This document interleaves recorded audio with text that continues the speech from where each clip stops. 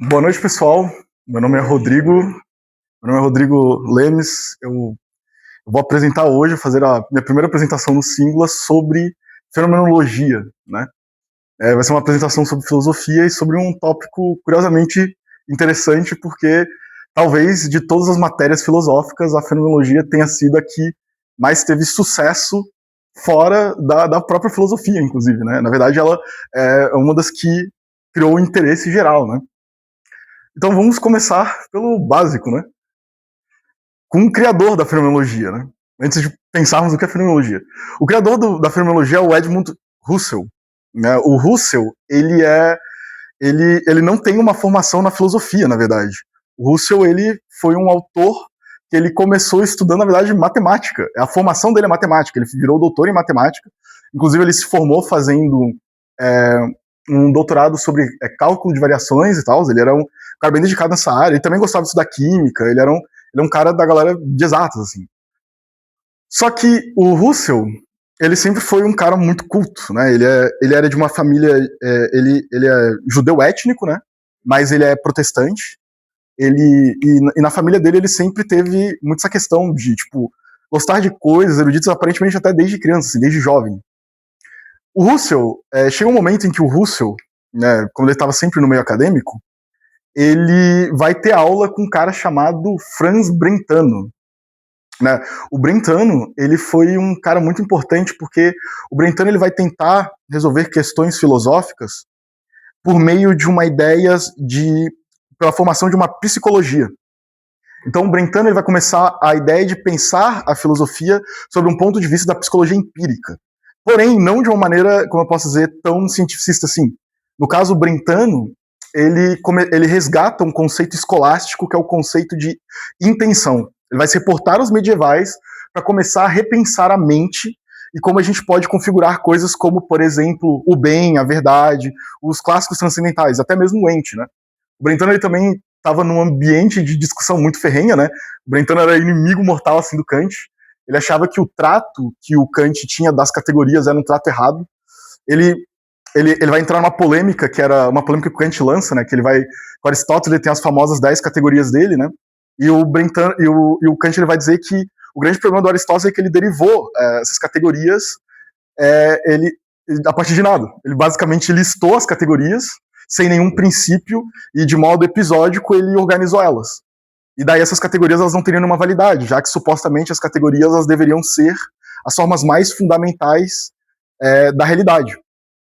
O Brentano ele vai ser um dos caras que vai tentar derivar as categorias do Aristóteles, vai tentar achar um princípio para derivar essas categorias, vai brigar com Kant em vários sentidos.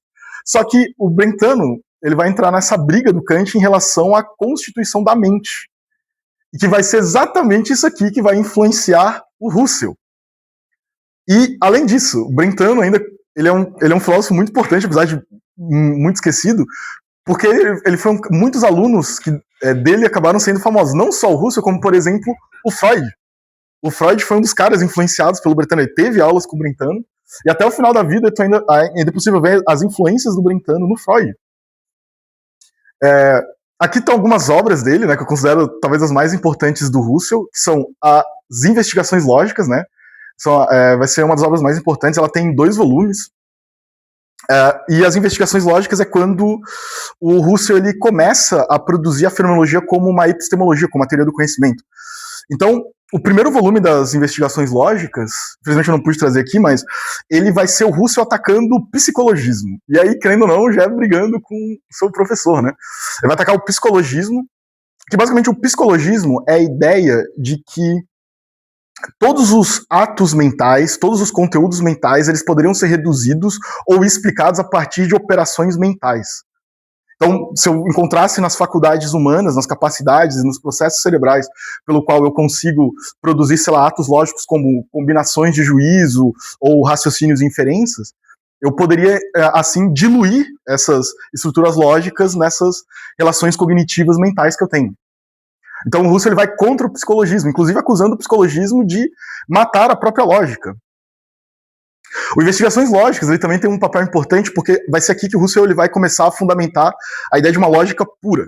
E se a gente lembrar, o Husserl ele é do início do século XIX, né? Ele nasce ali no finalzinho do Desculpa, ele é do início do século XX, ele nasce no finalzinho do século XIX, ele vai começar a atuar ali no início do século XX. E no início do século XX a gente vai começar a ter as revoluções na lógica, né? A gente vai começar a nascer, por exemplo, a filosofia analítica.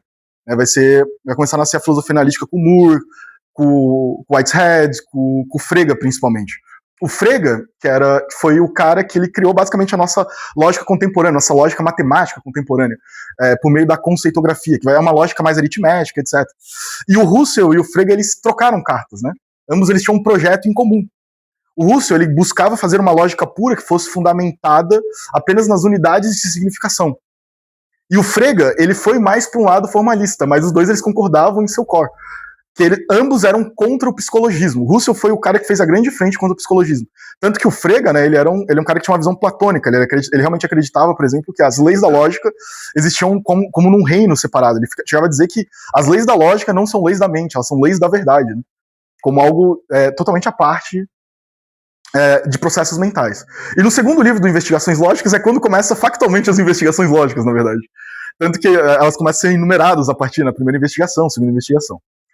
E quando o Husserl vai começar as investigações lógicas, vai ser agora que ele vai começar a construir, ele vai colocar em mãos a obra a fenomenologia. Então, o Investigações Lógicas é um dos livros mais difíceis assim, de ler. Ele é um livro realmente muito denso, ele trabalha coisas muito complexas, e o Husserl é um cara que faz um escrutínio muito grande, assim. Ele é um livro, assim, que é o teste pra galera que gosta de filosofia.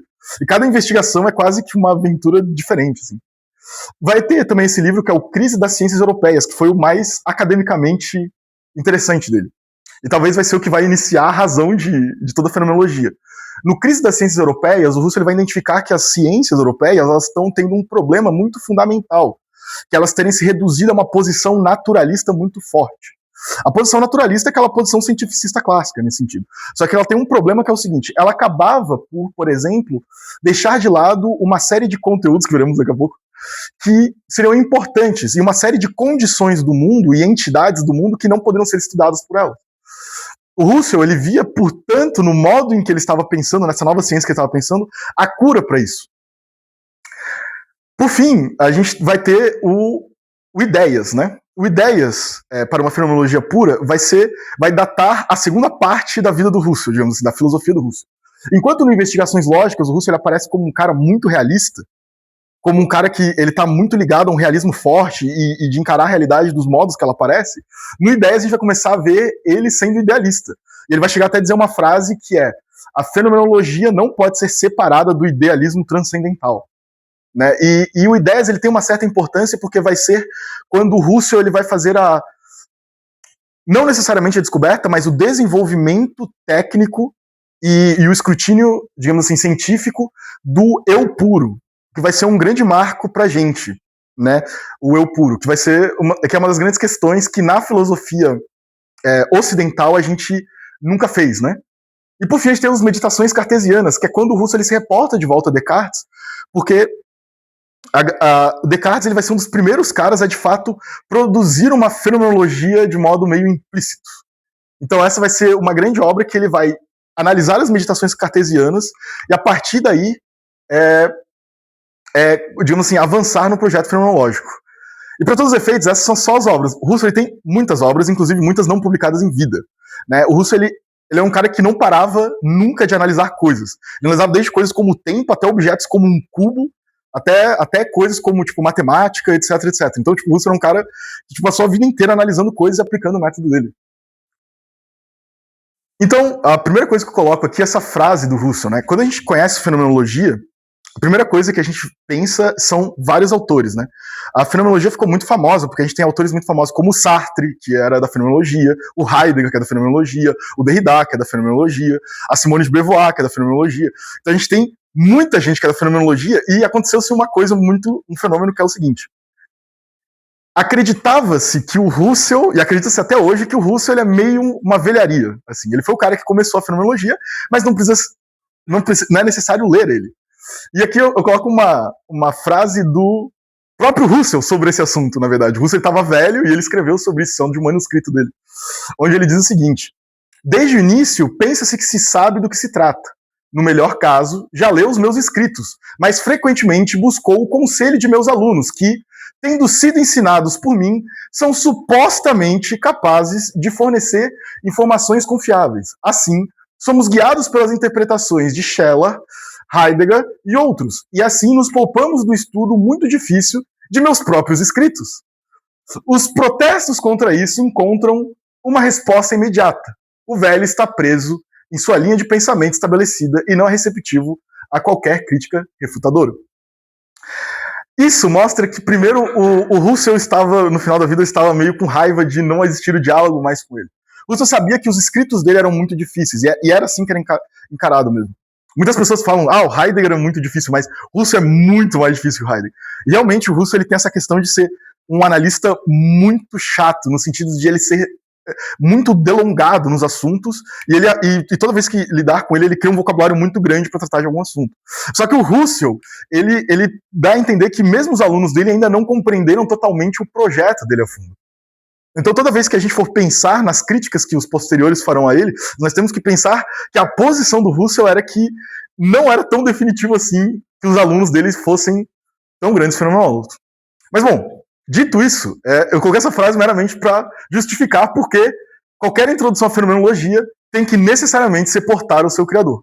Porque ele é não só a grande autoridade, como o próprio criador entende que seus alunos não eram tão hábeis assim, apesar de serem muito hábeis, mas não completamente na fenomenologia. E agora, a gente precisa entender agora finalmente o que é fenomenologia, né? Que talvez isso seja uma das coisas mais importantes. Como o nome diz, fenomenologia, ela se reporta a algo como fenômeno, né? Então, a gente pensaria que fenomenologia é o estudo dos fenômenos, né? Fenômeno é aquilo que aparece pra gente. Mas se a fenomenologia é o estudo dos fenômenos, ela não está dizendo muita coisa, né? Porque qualquer coisa estuda um fenômeno, né? Tipo, a física, ela estuda fenômenos, a química estuda fenômenos. Até aqui, nada muito interessante foi dito. Mais especificamente, a fenomenologia é a ciência que estuda os objetos sob uma perspectiva de primeira pessoa. Essa vai ser a grande regra da fenomenologia. Ela vai estudar qualquer coisa sobre a perspectiva da primeira pessoa, da perspectiva do sujeito que está experienciando as coisas. E quando ela estuda da perspectiva de primeira pessoa, ela vai ter que necessariamente estudar os objetos que se manifestam, exatamente os fenômenos. Todo fenômeno, tudo que aparece, será estudado da perspectiva de primeira pessoa. Só que um fenômeno, em Russell, ele não se resume a apenas aquilo que aparece, né? Para Russell, e aqui eu recorro ao comentário do Javier Zubiri, que ele foi um aluno do Heidegger, e o Heidegger foi um aluno do Russell. Ele tem esse livro aqui, que são 5 lições de filosofia, e no capítulo sobre Russell, ele disserta bastante sobre a fenomenologia de Russell, e ele chama atenção para uma coisa muito interessante. Que para Russell, o fenômeno é o que é manifesto enquanto manifesto. Então, a consideração do fenômeno é do aparecente enquanto no seu estado de aparecente, no seu modo de aparecer. Isso é distinto, por exemplo, se a gente pensar da física. A física, ela estuda fenômenos, obviamente. As coisas, elas aparecem para nós, e elas aparecem na realidade. Só que a física nunca estuda, por exemplo, um fenômeno como um fenômeno, um manifestante enquanto manifesto. Ela meramente estuda o objeto tal como ele está lá, independente se ele tem um modo de manifestação específica. Ele quer estudar meramente as combinações possíveis, etc. Então, esta física fazia aquela descrição daquele mundo enquanto ele aparece repentinamente, mas não do mundo manifesto enquanto se manifestando, ou com os modos de manifestar. Então, vamos lá. Na fenomenologia, se algo se manifesta, ele tem que se manifestar para algo, né? E daí, a gente tem que, correlativamente, todo fenômeno, ou todo cogitatum, todo pensado, ele é fenômeno segundo os modos de um cogitante e sua cogitação. Em outras palavras, essa cogitação que o Russell chama é a consciência. Todo fenômeno, ele se manifesta para a consciência. E esse vai ser o correlato mais básico da fenomenologia. Para o Russell, o correlato entre consciência e fenômeno, ele é um correlato tão fundamental que ele antecede o correlato entre sujeito e objeto. Até mesmo para a gente pensar na ideia de um sujeito constituído e de um objeto que tenha uma objetualidade, que ele tenha uma facticidade, a gente supõe esse correlato fundamental. Porque é só daqui que vai poder, por exemplo, nascer a relação cognitiva entre um sujeito e um objeto. Inclusive a divisão entre os dois. Mas aí vem essa pergunta, por que a gente deveria supor isso, né? porque a gente deveria supor que tudo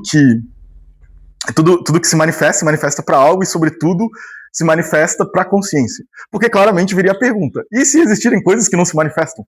Né? E como é que a fenomenologia acabou, então, né? Porque ela já não vai estudar um monte de coisas. E é exatamente para isso que o método fenomenológico ele vai resolver essas questões, na verdade. Para isso que ele está aqui.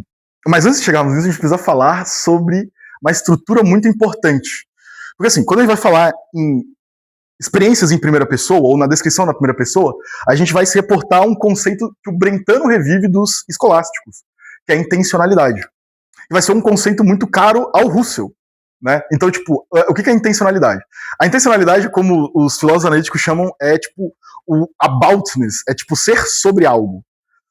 Numa definição mais russeliana, a intencionalidade é o visar algo, ou é uma direção para objetalidade. Então, tipo, aquilo que tem um caráter de objeto é exatamente aquilo que é performado pela direção da intencionalidade. É um pouco complexo porque, como para Russell, a relação entre sujeito e objeto ela é posterior à consciência e fenômeno, a própria objetalidade ela já é construída em relação à intencionalidade. Porque a objetalidade vai ser a característica de um conteúdo específico ser o fim ou aquilo que é entendido pela intencionalidade. Então, e para o Russell, por isso, portanto, a intencionalidade ela forma um componente tão fundamental da consciência que para o Russell toda consciência é sempre consciência de algo. Não existe consciência que não é consciente de algo. Ou ela é consciente de si mesmo, ou é consciente de um objeto externo. Mas sempre consciência é consciência de algo. Então toda vez que a gente vai pensar a consciência, não faz sentido pensar nela como um mero objeto, no sentido de um objeto estanque. Então, suponha que a gente seguisse então os psicólogos empíricos da época do Russell. Eles estudariam a consciência em suas estruturas específicas, nos seus processos cognitivos, etc. Mas ao fazer isso, eles meramente pegariam ela como objeto. Então a consciência estaria ali, parada, mais ou menos estanque, e a gente estudaria ela nos seus processos. Porém, a gente ignoraria o fato de que ela seria consciência de algo. Nós analisaríamos uma consciência separada de ser consciência de algo. Mas, diz o Russell, isso mataria necessariamente esse componente, que é intencionalidade. E aí começa uma das críticas do Russell ao psicologismo, né? Porque qual que é um dos grandes problemas do psicologismo? É que ele nunca vai dar conta, de fato, da intencionalidade. E a intencionalidade ela tem outra coisa importante, que é a configuração dos significados. Né? Algo possui significado por causa da intencionalidade. Então, fora da intencionalidade, nada possui significado de fato.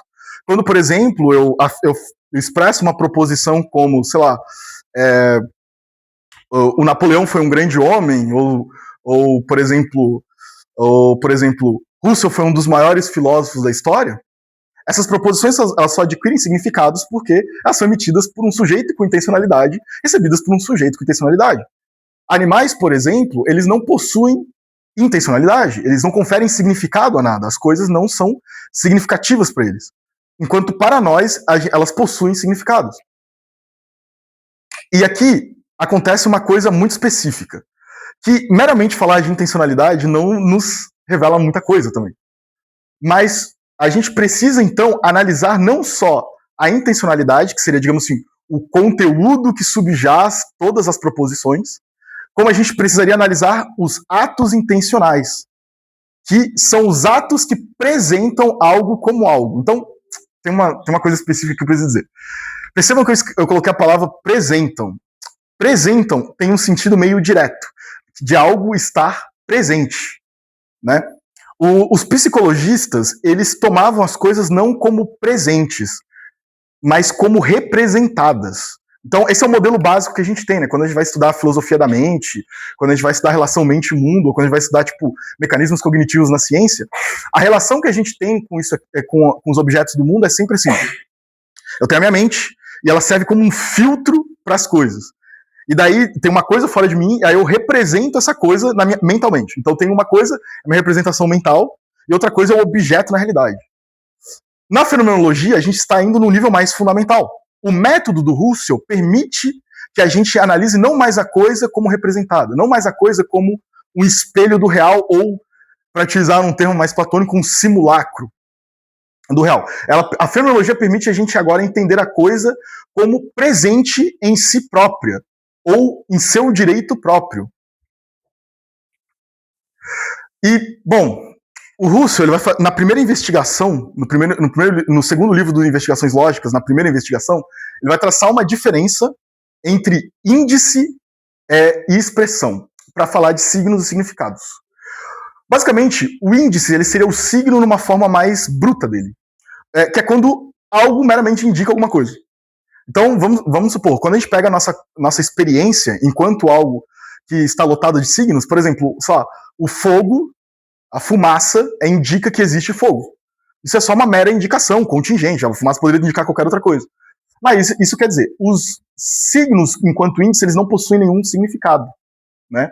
Então, por exemplo, a minha dor, se eu sinto uma dor, se lá, alguém me dá um soco e eu sinto uma dor, a minha dor, ela indica alguma coisa que foi me afetada. Porém, ela não detém nenhum significado. Existem estados que eles não dependem dos nossos atos significativos. Porém, eles são, digamos assim, infectados pelos nossos atos significativos. Então, por exemplo, quando eu sinto uma dor, essa dor, ela necessariamente vai entrar como um objeto meu. E ela está presente como um objeto meu, de modo em que ela passa a ser composta dentro dos meus atos significativos, ainda que em sua existência natural ela não seja. E para isso, o Russell ele vai, para a gente entender, além do índice, a gente tem o signo como expressão. E é na expressão que as coisas elas possuem significados. Porque as expressões, elas convêm, elas são transportes da intencionalidade. Então, o que tem dentro de uma expressão é a intencionalidade. E é por isso que ela tem significado.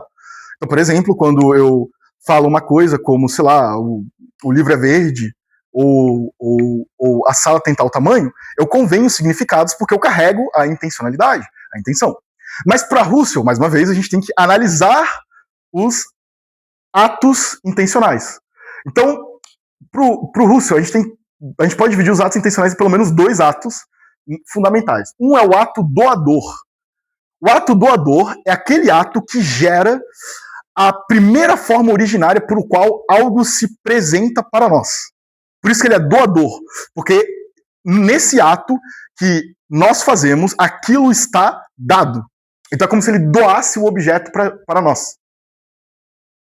E o que seria um exemplo de um ato doador, né? Parece um pouco complexo isso aí. Mas um exemplo de ato doador é a intuição. A intuição é um ato doador. É um ato da mente, intuir é um ato da mente onde a gente tem diretamente um objeto dado na nossa frente. Então, por exemplo, quando eu vejo um livro, por exemplo, eu vejo esse livro, eu intuo ele, e daí esse ato de intuir, a intuição não é só uma representação, como os psicologistas acreditariam, mas ela é um ato da minha mente que construiu isso para que esta coisa seja presente para mim. Por isso é um ato doador. Ela doa o conteúdo intencional original. E isso vai ser importante porque Russell ele vai sempre buscar a produção de uma intuição doadora, de uma intuição originária pelo qual a gente possa rastrear a origem e a existência dos objetos. E, além disso, a gente tem o ato que preenche o sentido. E esse ato é o mais simples, que é quando a gente pega o significado atuador e coloca um conteúdo na expressão que a gente expressa. Então, se eu escolho, por exemplo, pegar várias intuições minhas, como, sei lá, a intuição da cor azul e as coisas da minha visão, eu diria que esse slide tem uma parte que é azul. Eu combinei o meu ato doador, que são as várias intuições que eu tenho, que isso aqui é azul, inclusive o meu conhecimento, isso aqui é um slide, com um preenchimento, um ato de preencher. Eu enxertei tudo isso como conteúdo da expressão. Esse slide tem um bloco azul. Então... Tem algum nome específico para o ato que preenche sentido ou o pessoal se refere assim? Ele se refere como ato que preenche sentido mesmo. Às vezes ele modifica um pouco, assim, como ele chama. Isso no Ideias vai aparecer de uma forma mais complexa e talvez meio intrincada, e existe um debate se realmente é um correlato disso, que vai ser entre a noesis e o noema, que seria, digamos assim, a forma da intencionalidade do fenômeno e o conteúdo entendido do fenômeno por aquela forma, moldado por aquela forma. Mas ele sempre vai usar como ato que preenche o sentido, ou ato que dá o sentido, sempre assim. Mas isso aqui ele sempre vai se referir ao conteúdo, ou a rilé da coisa, sabe? A matéria de uma coisa. E E aqui a gente tem os conteúdos preenchidos, né? Os conteúdos preenchidos são os conteúdos entendidos. São os objetos que a gente se refere numa proposição. Se eu falo, por exemplo, o cachorro tem 4 patas, o conteúdo que eu estou preenchido aqui é sobre o cachorro que tem 4 patas. Isso só é possível porque a gente tem esse ato doador. Então, nossas proposições, elas apresentam os objetos per se pra gente. Não são só modos de bater uma foto da realidade, mas são, digamos assim, algo propriamente real que apresenta as formas de realidade. E daí nós entramos numa coisa que são a unidade ideal das significações. A unidade ideal das significações, ela é, em resumo, a identidade que significados possuem em relação a qualquer vivência ou experiência pessoal que nós tenhamos. Porque assim, se a gente vai estudar a experiência, a gente tem um grande problema, que é a partir do ponto de vista de primeira pessoa, que é o quê? Experiências são mutáveis, né? Muitas pessoas têm experiências subjetivas de diversos tipos, diversos lugares, em diversos momentos. Porém, as significações, argumenta Russell, elas possuem uma unidade ideal. O que seria essa unidade ideal? Elas seriam uma identidade que elas possuem, independente da manifestação material delas, que permite que elas sejam estudadas per se. Então, dando um exemplo da unidade ideal de significação, imagina que eu falo uma frase em português como a grama é verde. E além dessa frase em português como a grama é verde, eu posso também reproduzir essa frase em inglês. The grass is green. Tanto the grass is green como a grama é verde convém a mesma significação, só que com modos de expressão e inclusive até mesmo experiências diferentes. Um americano falando isso, ele tem todo um contexto de experiência com grama que provavelmente é muito diferente do brasileiro. E não só isso, a gente pode expandir isso para várias outras coisas, onde exigem experiências totalmente diferentes, porém, como cores, obras artísticas, etc., porém, ainda mantendo a unidade ideal das significações. Essa unidade ideal das significações serve como um substratum geral da intencionalidade das significações, para que o fenomenólogo ele consiga explorar isso sem ser, digamos assim, corrompido pelas variações da experiência. E é exatamente por não ter isso aqui que os psicologistas eles se perdem. A unidade ideal das significações, ela inclusive adiciona mais um elemento, que o mero estudo factual da mente ele se torna agora limitado, porque a unidade ideal das significações, ela passa além de uma mera relação de descrição, mas, por exemplo, uma relação até mesmo normativa. Por exemplo, leis, em geral, elas têm um caráter normativo. Números, conceitos são normativos. Por exemplo, quando eu tenho um conceito, por exemplo, de água. Vamos supor que o meu conceito de água ele é que a água é inodora, incolor e sem gosto. Aí chega um químico e fala assim pra mim, não, isso não é água. A água, na verdade, é H2O. Ela é uma estrutura química específica num arranjo específico. Quando eu faço isso, aí eu falo, verdade, eu acho que tu tá certo. Quando eu faço isso, eu corrijo o meu conceito de água. Eu corrijo o meu conceito de água porque conceitos são normativos. Então, quando a gente pensa na unidade ideal das significações, nós conseguimos manter, por exemplo, a normatividade dos conceitos, a normatividade das coisas em pensar, que não podem ser tratadas como algo factual. Para isso, além disso, dentro da unidade ideal das significações nos leva ao grande ponto do Russell, vai ser o ponto de virada do século XX, vai ser algo muito importante para nós, que é a lógica pura. A lógica pura, ela basicamente é aquilo que vai determinar se uma unidade ideal de significação faz sentido, realmente é uma significação ou não. E daí ele vai criar uma coisa que é a gramática pura. A gramática pura seria essa parte da lógica pura que consegue distinguir algo que tem um sentido de algo nonsense, de algo sem sentido. Sem sentido não seria bem a tradução para nonsense, né? Seria mais que ela tem digamos assim, um sentido perdido, assim. Ela não tem sentido, porque ela pode conver um sentido, só que o sentido ele não, como é que eu posso falar? Ele não ser coerente, ele não compor logicamente nada. A lógica pura, além disso, ela vai determinar os sentidos que são entregados pela gramática pura, de modo a saber quais são consistentes ou não. Então, quais sentidos podem ser empregados e quais atos intencionais podem. Então, ela começa a ter, digamos assim, um papel legislativo em relação a qualquer outra matéria. E, por fim, os significados inconsistentes eles podem sofrer uma navalha, eles podem ser limpados e estudados por meio da experiência intuitiva. Porque como a lógica pura ela vem da unidade ideal das significações, que depende desses atos intencionais, que dependem, sobretudo, de atos doadores, nós temos sempre uma intuição, que é um ato doador, que pode ilustrar isso aqui. Nós temos, de modo direto e imediato, a consciência daquilo que é correto, e numa significação pura.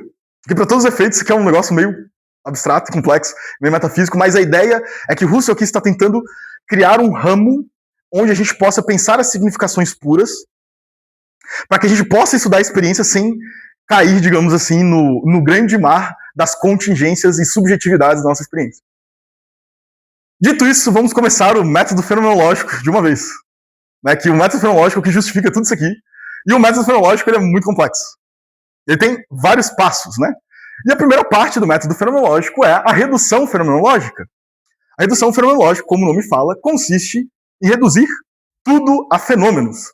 Então, o que o Russell quer fazer é reduzir tudo a fenômenos. Reduzir tudo a fenômenos significa, obviamente, reduzir tudo ao correlato consciência e fenômeno. Mas a redução fenomenológica não se resume a fazer isso. Ela também faz a descrição fenomenológica. Uma vez que tudo é reduzido a fenômenos, nós agora podemos descrever as coisas como fenômenos, a partir dos atos intencionais, das unidades de significação. E além disso, a gente ganha uma coisa nova ao fazer isso. Ao seguir o método Russell, nós vamos adquirir uma nova região do ser, que é a região da consciência pura e da experiência pura. Então, nós retornaremos à experiência agora sobre um novo modo pela qual ela pode ser vivida. E para fazermos isso, nós precisamos fazer a époque. Eu não sei pronunciar grego, mas ela significa suspensão ou abstenção, algo mais ou menos assim. O Russell ele vai dizer que nós temos uma atitude natural. A nossa atitude natural é o modo normal que nós engajamos com o mundo, ou que Russell chama de mundo-vida, né, que é o Lebenswelt. Né? O mundo-vida seria, digamos assim, esse mundo comum que nós temos, que aparece na nossa experiência comum, empírica, normal, que é infectado por digamos assim, nossas subjetividades, etc., e nossos modos de pensar. Esse é o mundo impensado nosso. Ele é só o mundo tal como ele está aqui. E por causa disso, diz o Russell, a nossa atitude natural, ela resguarda uma coisa. Ela resguarda uma protocrença.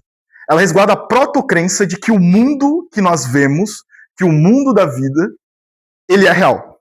Então todo mundo acorda todos os dias e tem a protocrença de que o mundo é real. E engaja desse modo. O que nós queremos fazer aqui na nossa suspensão é colocar de modo suspenso, colocar de canto nossa crença no mundo real. Nós vamos largar a nossa crença do mundo real para assim poder explorar. Largar a crença no mundo real não é dizer que o mundo real não existe. Porque dizer que o mundo real não existe não é largar uma crença, é trocar uma crença por outra. E pelo contrário, o Russell chega a dizer, a questão não é se o mundo real existe. Ele até diz, eu mesmo acredito que ele existe. Porém, a ideia é colocar a nossa protocrença, a nossa crença injustificada deste mundo de lado, para que não atrapalhe a nossa investigação, pois sem isso é impossível fazer a descrição fenomenológica.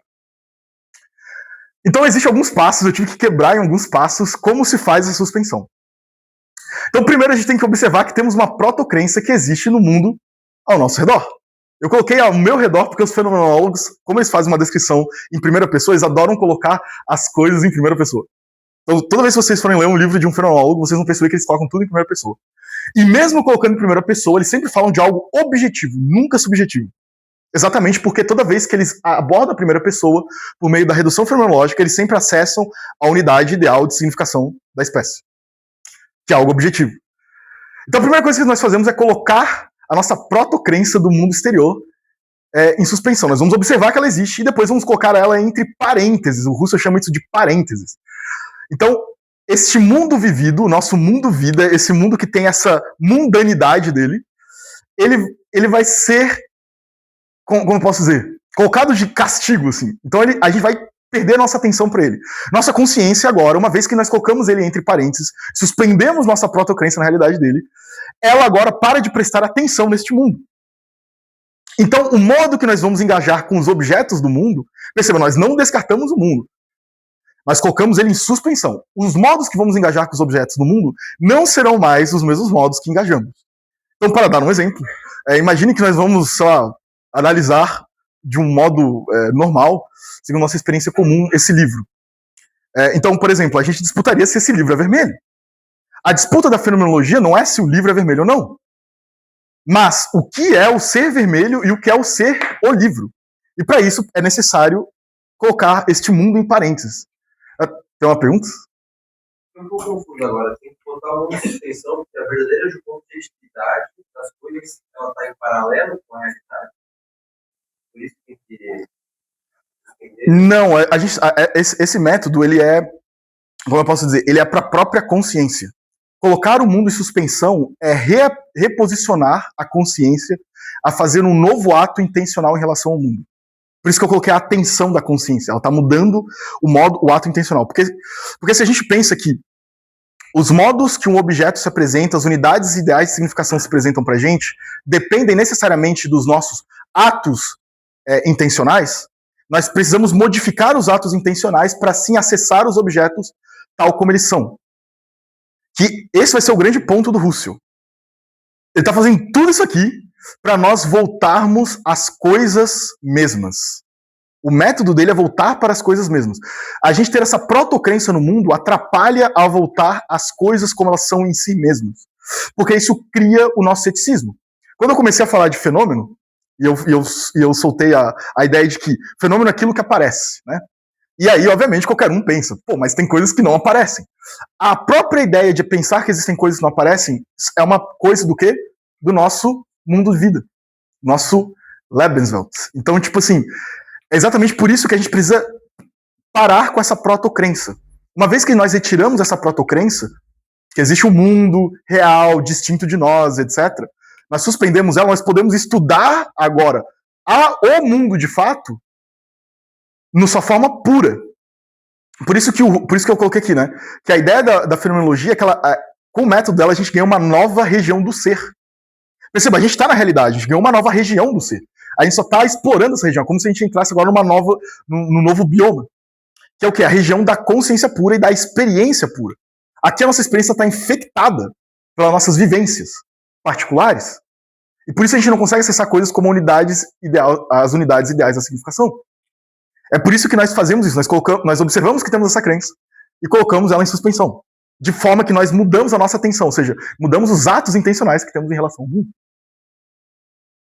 Por fim, eu presto atenção na minha consciência e das coisas no mundo e aos meus atos intencionais. Então eu faço 3 coisas. Eu vou prestar agora atenção à minha consciência, eu vou prestar atenção nas coisas do mundo e nos meus atos intencionais da consciência. Então perceba uma coisa, mais uma vez, suspender a crença, essa protocrença que a gente tem, colocar o mundo em parênteses, não é a mesma coisa que descartar o mundo, porque a gente está olhando para as coisas ainda. Nós estamos engajando com ele agora em sua forma pura, como uma coisa em si mesma, como uma coisa em direito próprio. Então, nessa atitude nova que a gente tem em relação ao mundo, agora eu, como um fenomenólogo, apresento descrições fenomenológicas de vários tipos de experiência exatamente como eu as experiencio. Do próprio modo em que elas aparecem. E aqui, agora, a gente pode começar, a partir dos atos intencionais e buscando os atos doadores, lidar com as diversas experiências que temos e descrevê-las. E daí começamos, então, a redução fenomenológica propriamente. Nós saímos da epoqué, da suspensão, e vamos para a redução fenomenológica propriamente. A redução fenomenológica propriamente, ela vai consistir, primeiramente, em descrever os modos de constituição de sentido e objetividade. Isso é um nome muito complexo para dizer os modos pelo qual as relações intencionais e as objetualidades aparecem para nós. Então, vamos supor o seguinte, a gente vai... Vamos pegar, tipo, por exemplo, vamos pegar várias experiências que eu tenho, sei lá, indo num museu. É como se eu fosse no museu e eu visse várias obras de arte. E cada obra de arte me convém determinados graus e níveis de objetualidade. Cada obra de arte constitui em si mesma uma experiência singular. E cada ato que eu tenho em relação a essa obra de arte constitui um ato doador original per se, sozinho. Então o que eu vou fazer é descrever os modos de constituição e sentido que eu tenho com aquela obra de arte. Então, sei lá, se eu vejo a primeira missa do Meirelles, ou sei lá, eu vejo a Mona Lisa, ou qualquer obra de arte, ou se eu até vejo um filme que é algo diferente, ou até mesmo uma música, eu agora vou descrever eles a partir das constituições de sentido que eu tenho com eles. A obra de arte não faz sentido, por exemplo, fora dessas constituições de sentido. Não faz sentido, por exemplo, nós falarmos de música sem, por exemplo, a constituição de melodia. E o modo, quais são os atos que criam essas constituições. E para tal, eu passo a considerar o modo em que a própria música pode se conceber como uma objetividade, como algo distinto de um sujeito. A partir daí, nós vamos descrever o dado, os atos doadores e sua estrutura como aparece. Isso aqui é muito importante, descrever o dado. Cara, o que é o dado? O dado é aquilo que é imediato para nós. Isso é o dado. Tá? Não tem muito segredo. É para isso que a gente faz a suspensão. Porque nós não tomamos o dado enquanto dado. Quando nós fazemos a suspensão da nossa protocrência e do mundo exterior, colocando em parênteses, nós passamos a ter agora uma receptividade àquilo que é dado tal como dado. Então nós podemos então buscar a unificação dessa significação numa intuição ilustradora. Então, para todos os atos e todos os objetos que eu tenho, agora eu posso exemplificar num ato doador único. Porque todos eles existem a partir de um ato doador. E por quê? Porque eles são modos dados a partir de uma estrutura de como eles aparecem. E essa estrutura depende necessariamente desse ato, já que a gente está no correlato entre fenômeno e consciência. A partir daí nós podemos unificar tudo isso numa única intuição, de modo em que é como se nós reproduzíssemos a própria experiência originadora que permite tal coisa existir como objeto. Então, por exemplo, imaginem que vocês estão lendo um livro, sei lá, um livro de ficção. Não é necessariamente um livro de ficção, vocês podem estar lendo Aristóteles, podem estar lendo um livro técnico, filosófico, vocês podem estar lendo a Bíblia ou qualquer coisa. A ideia é que seria que vocês, toda aquela informação e aqueles dados de significação que vocês fizessem com o método fenomenológico, vocês tentassem reconstruir exatamente a mesma experiência que o autor tinha originalmente quando ele estava escrevendo.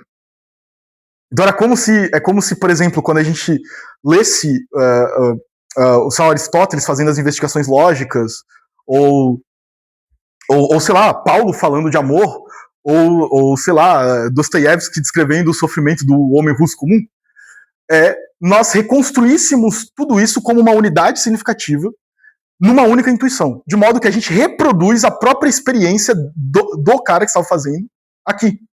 E essa experiência reproduzida, ela passa a não ser uma experiência subjetiva, mas uma experiência universal, e se constitui como um objeto por si mesmo. E uma vez que a gente faça isso, nós aprendemos o objeto tal como ele é, na sua constituição geral. E isso serve para qualquer coisa, até na física. Se nós formos pensarmos até, por exemplo, o modo de concepção existencial, que, por exemplo, um buraco negro, ou qualquer astro, tipo um cometa, etc., teria como algo manifesto.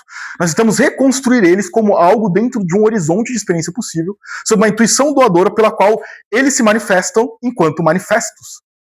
E ao fazermos isso, nós participamos do próprio objeto. Porque agora nós temos a intuição ilustradora que nos traz presente o objeto como algo objetivo, ou seja, como uma objetualidade direta para nós. A partir daí, nós vamos buscar nessa intuição que nós construímos, porque essa intuição ilustradora, ela contém agora toda uma unidade de identificação complexa, que contém muita informação que é dada diretamente para nós. Então, mesmo não tendo a presença original daquele objeto, nós temos a intuição que contém toda a significação dele, de modo que ela é tão complexa que nós vamos ter que navegar por essa intuição, nessa unidade ideal, a condição de possibilidade de todos os sentidos possíveis do objeto. Uma vez que nós reconstruamos o objeto tal como ele é, nós agora podemos repensar todos os sentidos possíveis dele. E agora a gente pode fazer o quê? Delimitar as condições de possibilidade do fenômeno ser aquele fenômeno, daquela manifestação se manifestar de tal modo e de modos manifestos. Então, um dos casos mais comuns, talvez para ilustrar isso, que mais uma vez sempre fica um pouco abstrato, é o caso de formas geométricas, ou, por exemplo, esse livro. Esse livro ele tem condições de possibilidade de aparecimento. Então, tem até um exemplo que o Olavo gostava de dar, que era o seguinte, ele tirava esse exemplo do Russell, que, por exemplo, esse livro ele não pode se apresentar com todos os lados dele ao mesmo tempo para nós. É impossível. Só que isso não se dá apenas por uma deficiência na nossa perspectiva. Ela se dá porque o modo de apresentação espacial fenomênico dele limita o horizonte de possibilidades dele. de modo que a construção espacial da coisa no mundo, da coisa enquanto um ser no mundo, ou espacialmente determinada, numa relação de justaposição, ela se torna incapaz de apresentar todos os lados dela ao mesmo tempo para nós. O que a fenomenologia faz quando nós adquirimos a unidade de significação dessa coisa é permitir delimitar as condições de possibilidade desse objeto. De modo que, uma vez que determinamos as condições de possibilidade do objeto, nós estamos ganhando o que dele? A essência desse objeto. Nós ganhamos a essência pura desse objeto, independente de sua consideração ou manifestação mundanal, da sua manifestação meramente factual ou fática. E o que acontece, portanto, é que nós acabamos por converter o empírico em transcendental. Convertemos aquela mera coisa que está na nossa frente, que nós sentimos, na condição de possibilidade da existência dela. E, portanto, nós também... Só que ao fazermos isso, nós não alteramos apenas o objeto. Nós acabamos, no final, por alterar nós mesmos. Nós acabamos reconfigurando a própria consciência empírica numa consciência pura ou num puro eu. Porque a redução fenomenológica, ela não se vira apenas ao objeto, mas também aos atos doadores e o sujeito que faz esses atos. E assim nós acabamos, como eu falei, nós chegamos, ao chegar no ramo da experiência pura, nós chegamos também na própria consciência pura experiencial. E aí chegamos numa coisa mais complexa ainda, que eu tento tentar não ser tão abstrato, mas é impossível, que é a redução eidética. Que é um bagulho muito complexo do Husserl, que é, ele vai explicar isso a partir do Ideias, que é a segunda fase dele. Que a redução eidética, o nome eidética vem de eidos, que significa, que a gente traduz geralmente como ideia, que são as formas platônicas, né? Tem aquele vocábulo grego antigo. O eidos para o Husserl, ele é basicamente a essência pura, que nós atingimos aqui, que era exatamente isso que ele queria buscar, a essência pura. E daí nós continuamos a partir daqui, essa essência pura. Então o que o método fenomenológico faz pra gente? Imagine que, normalmente, o que a gente acabaria fazendo era debater sobre esse livro. Na redução fenomenológica, o que eu faço é o seguinte: ao invés de debater se esse livro é vermelho ou não, eu estou disputando se a minha percepção é correta em relação ao objeto, eu suspendo o mundo, o nosso mundo-vida. Ao suspender o meu mundo-vida, não importa mais a minha percepção subjetiva.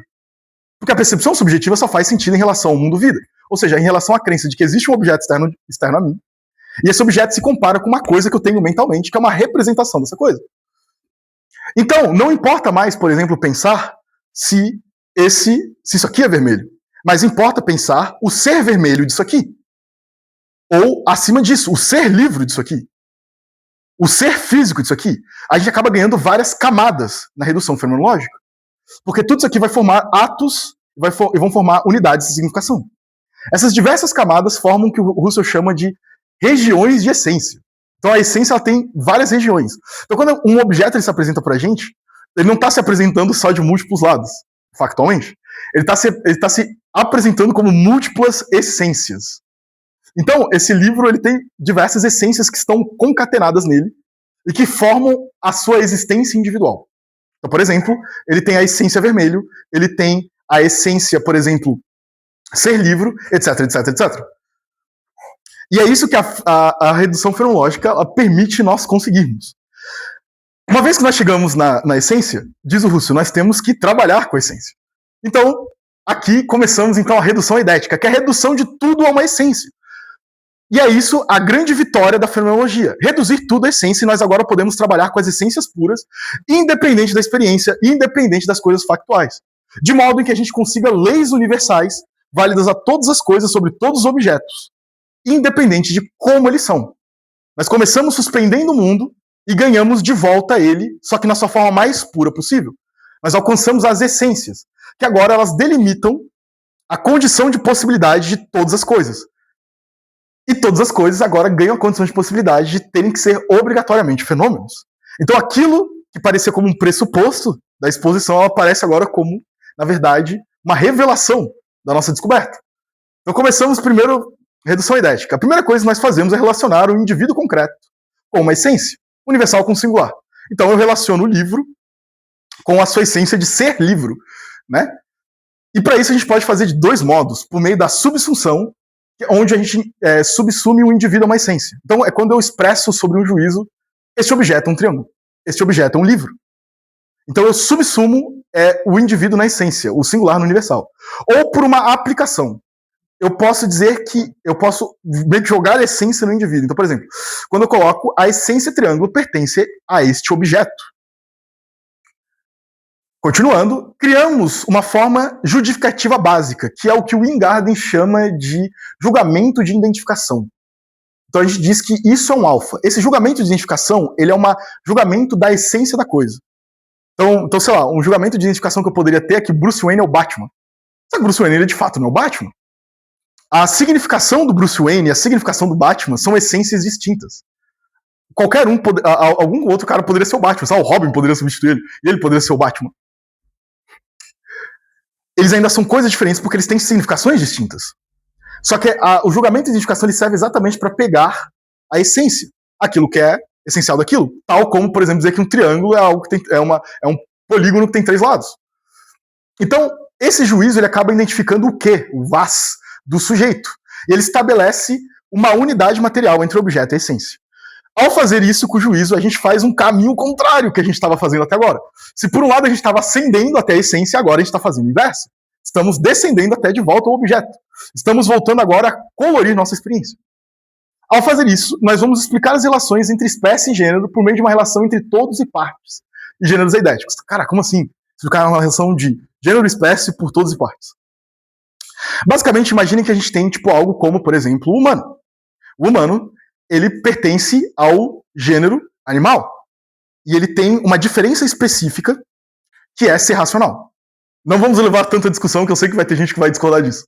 Porém, o humano é um animal racional. Eu posso entender o humano tanto pela parte racional dele, quanto pela parte de animal dele.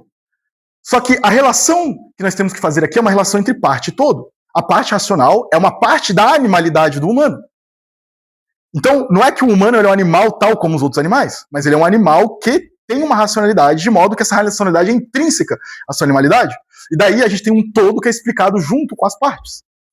Além disso, então, por exemplo, aqui a gente tem o exemplo, por exemplo, de um triângulo individual que é analisado à luz de uma figura geométrica em geral. Continuando. A partir daí, nós vamos criar uma subordinação entre essências e gêneros superiores. Por exemplo, tal como Aristóteles faz. A gente vai pegar, por exemplo, o humano, aí a gente pode subordinar o humano ao gênero animal. E o gênero animal, por exemplo, às substâncias viventes. A substância vivente à substância em geral. E por aí vai.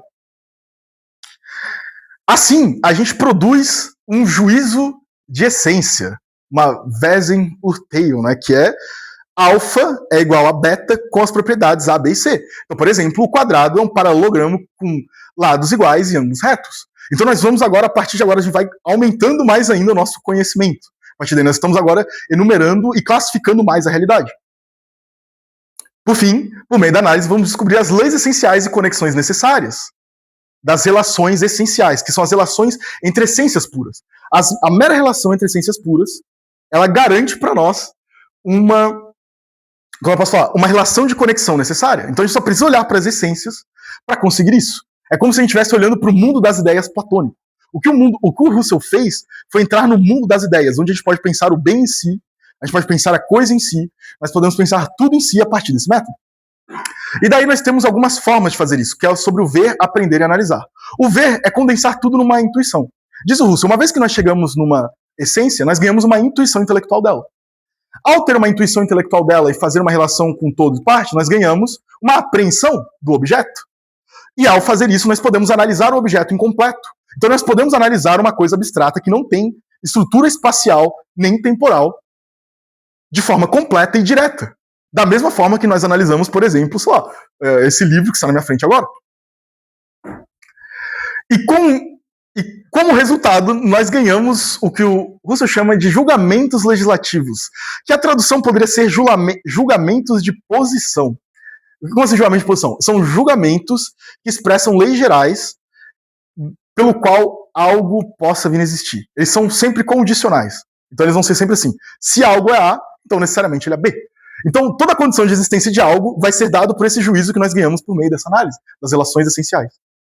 Não sei se eu fiz compreender, apesar de ser um pouco complexo.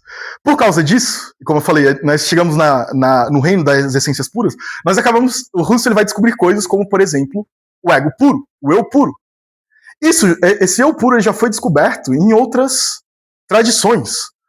No Oriente, por exemplo, dentro do hinduísmo, nós vamos ter o Atman, que seria esse eu puro. Nós vamos ter também, em vários momentos, por exemplo, na filosofia ocidental, a gente vai descobrir isso na modernidade com Descartes, com o eu penso.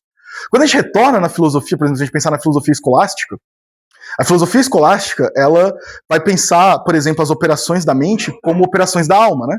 Então, sei lá, o que é o intelecto? O intelecto é uma operação da alma pelo qual ela toma um objeto espiritualmente. Então, o que são as sensações, a consciência, são tudo operações da alma. Os escolásticos, eles não formam a ideia de um eu puro, porque eles não têm uma ideia de consciência. Eles têm só uma ideia de operações da alma.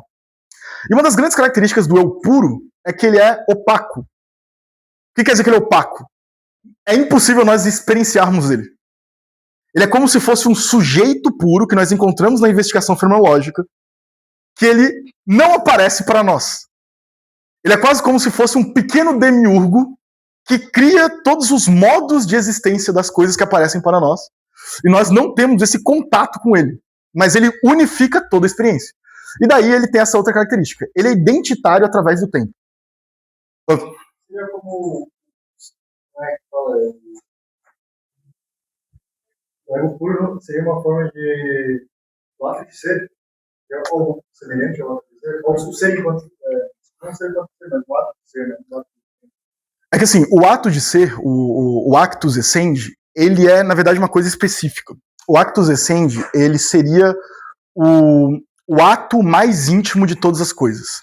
Ou que São Tomás fala como o ato de todos os atos, ou a perfeição de todas as perfeições. Por exemplo, o ato de ser, ele seria algo que percorre a coisa por inteiro. Então imagina que a gente tem uma coisa.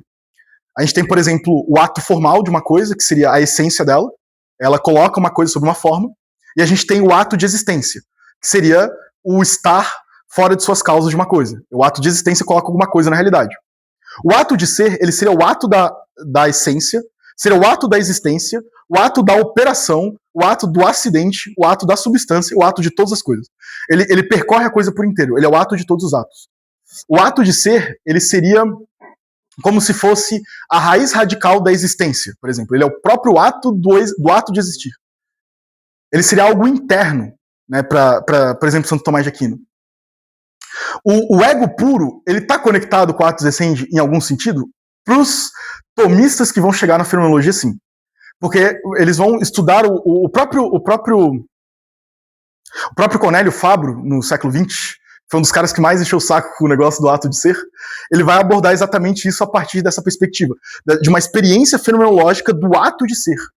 Ou seja, desse ato íntimo, dessa relação íntima que nós temos com a coisa.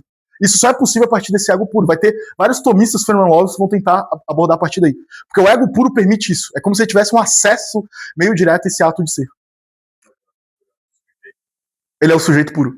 Só que ele seria um sujeito tão profundo que até chamar ele de sujeito já é estranho. Ele é nosso. Só que ele é... Então, esse é o debate. Será? Porque o ego puro, esse é o grande problema. Ele é da mesma forma que os objetos que ele tem são essências puras, ele mesmo é uma essência pura. Então ele não tem. Só que parece que ele é indiferente à universalidade ou à singularidade. Ele se torna indiferente a ser universal ou singular. Então é meio difícil falar isso. Então ele é como se fosse algo indeterminado nesse sentido. Considerando as operações corretamente, excluindo toda a questão subjetiva da condição do mundo, teoricamente, o mundo chegaria no mesmo caminho. Sim. Mas o caminho correto. Exatamente. Só que o problema é que a gente poderia estar tentado a tomar o ego puro como um ego universal. E a gente poderia cair, tipo, sei lá, num hive mind, sabe? Todo mundo tem uma mente como é. Ou também nos sentiríamos tentados a considerar ele singularmente. Só que considerar ele singularmente é só considerar o eu empírico, não o eu puro. Nós queremos o eu puro. Por isso que parece que ele é indiferente ao estado de universalidade e o estado de singularidade. Ele se torna indiferente. O que se torna muito estranho, porque a gente não tem como responder isso, já que a gente não pode experienciar ele. A gente só descobre ele pela redução idética mesmo. Só que tem um problema ainda, né? Tem mais coisas, vou chegar nisso aí. Ele é ele tem uma identidade através do tempo. Ou seja, as coisas passam, o tempo muda e ele continua a mesma coisa. Ele não é modificável pelo tempo por uma situação empírica. Só que, porém, ele é o que permite a nossa identidade. Então, nós somos as pessoas que nós somos porque a gente tem um ego puro. Se a gente não tivesse isso, as nossas identidades e todas as experiências, elas não seriam só episódicas, como elas nem poderiam se formar. Além disso, ele é transcendental. Por quê? Porque ele se revela como uma condição de possibilidade de todas as essências, inclusive de toda a experiência. Se qualquer redução fenomenológica, se qualquer estudo foi feito, foi por causa dele. Ele também é o fundamento da unidade da consciência. O que faz com que toda a consciência seja unificada, que eu possa dizer essa e essa e essa e essa experiência são minhas, eu posso adicionar esse indexical meu, é o ego puro, essa consciência pura. E a parte polêmica, ele é imortal. O ego puro, ele não morre. Porque ele não está disposto à objetividade, factualidade e temporalidade do mundo. Ele não tem o caráter fático. E isso vem de uma polêmica que é o seguinte. As relações essenciais, elas são relações eternas. O fato delas criarem conexões, o fato delas criarem conexões necessárias, vem do mero fato que nós temos ela não só como objetos de conhecimento. Porque a redução fenomenológica não nos deu apenas um objeto distinto de nós. Ela nos deu um objeto impróprio. Ou seja, ela nos dá as essências eternas. Ou seja, elas criam conexões necessárias porque essas conexões são eternas. E essas conexões são eternas porque elas são eternas. De mesmo modo, o ego puro. O ego puro, ele é eterno e imortal. A relação se verifica através da redução fenomenológica, o ego puro existe, mas a gente não está acessando ele. Não está virando inimigo. Não, nós temos um acesso indireto. Eu não sei se vocês já viram Fullmetal Alchemist, aquele anime. Tem lá no começo o Edward e o irmão faz uma transmutação humana, eles acabam vendo tipo Deus, assim. E daí o Deus ele fala assim, né? Eu sou o que vocês chamam de Deus, o que vocês chamam de universo, o que vocês chamam de unidade, etc, etc. E além disso, ele chega e aponta pra ele e fala, eu sou você. Isso que seria o ego puro. No sentido brutal, o que a fenomenologia leva a gente, assim. Aquilo lá é a melhor descrição que eu já vi do ego puro, assim. Só que a gente tem um acesso a ele num sentido indireto, meio indireto, assim. Porque a gente consegue produzir uma intuição essencial dele. E a gente consegue delimitar ele nesse sentido. E aí vem uma coisa interessante. Né? Eu queria mostrar um pouco de aplicação da fenomenologia com um objeto, que é sobre o tempo, uma das coisas que é bem estudada pela fenomenologia. O Husserl vai ter um livro que se chama A Fenomenologia da Consciência Temporal Interna. Consciência temporal interna é a consciência temporal que é feita por nós, produzido por esse ego puro aqui. Né? Ele produz a todo momento a consciência temporal interna para que a gente possa existir. Esse é o papel tão fundamental dele. Então, mesmo quando a gente está dormindo e a gente não tem nenhuma atenção, o nosso ego empírico não tem nenhuma atenção, o ego puro está produzindo essa consciência temporal interna para que a gente continue na existência estendidos temporalmente. E existe uma diferença entre a consciência temporal interna e o tempo do mundo, né? O nosso Weltzeit. O tempo do mundo, ele é o tempo que a física estuda. Né? Esse é o tempo que a física estuda. Esse tempo ele é um derivado da consciência temporal interna. Só que os dois eles possuem um hiato, que até o final da vida o Husserl nunca conseguiu resolver esse hiato. O Heidegger ele também vai abordar isso, ele vai chamar de tempo do relógio, e ele vai tentar abordar isso, mas não temos nada muito definitivo. Isso aqui dá pano pra manga até hoje. Principalmente quando a gente vai considerar avanços como Einstein, etc. E daí o negócio vai ficar mais complexo ainda. Mas o Husserl, quando ele vai estudar o tempo, a consciência temporal interna, ele percebe o seguinte: a consciência temporal interna ela é importante não só para a nossa existência, mas como para a existência de objetos da experiência. E ele vai ele vai brigar com uma coisa dizendo o seguinte: a nossa consciência, ela não é só... Porque a gente tem um debate na filosofia do tempo, né? Que é o seguinte: o que é existir de fato? Tu vai ter a posição clássica que existir é estar no presente. Então aquilo que existe é aquilo que está no presente. Então, a gente tem e a posição é, o que existe está no presente, o que está no passado existiu, e o que está no futuro irá existir. O Husserl fala que não se torna tão simples quando a gente pensa no ego puro, né, na consciência temporal interna. A primeira coisa que a gente tem é a impressão primária. Quando a gente recebe uma impressão, a gente tem a impressão primária. É como se fosse um ponto de experiência, uma sensação que eu tive. Por exemplo, quando eu começo a ouvir uma música, eu ouço uma nota. Aí eu tenho uma impressão primária, que é essa nota que eu ouvi. Porém, a música ela nunca se formaria se depois de uma impressão primária eu tivesse outra impressão primária depois de uma sensação, meramente tivesse outra sensação que não se conectasse com a anterior. Para isso, a minha consciência ela produz a retenção. Então, eu primeiro tenho uma impressão primária.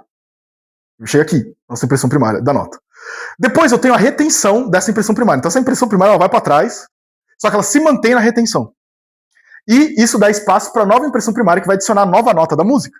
Então primeiro eu tenho uma nota da música, depois ela vai para trás e coloca outra nova nota da música. Isso só é possível porque eu retenho a anterior. E por que eu preciso reter a anterior? Porque senão nunca vai formar uma melodia. Então o que o Russell fala é o seguinte: na consciência temporal interna, o nosso ego é como se ele entortasse o tempo pra gente. Então ele vai entortar o presente e ele vai estender para trás. Então quando nós ouvimos uma música e várias notas de sequência que elas vão formar uma melodia, a gente vai reter todas elas temporalmente, de modo em que elas ajam como seres no passado, estando presentes atualmente, para que então forme-se a melodia na minha mente. Devo alertar algo: a retenção não é a mesma coisa que memória.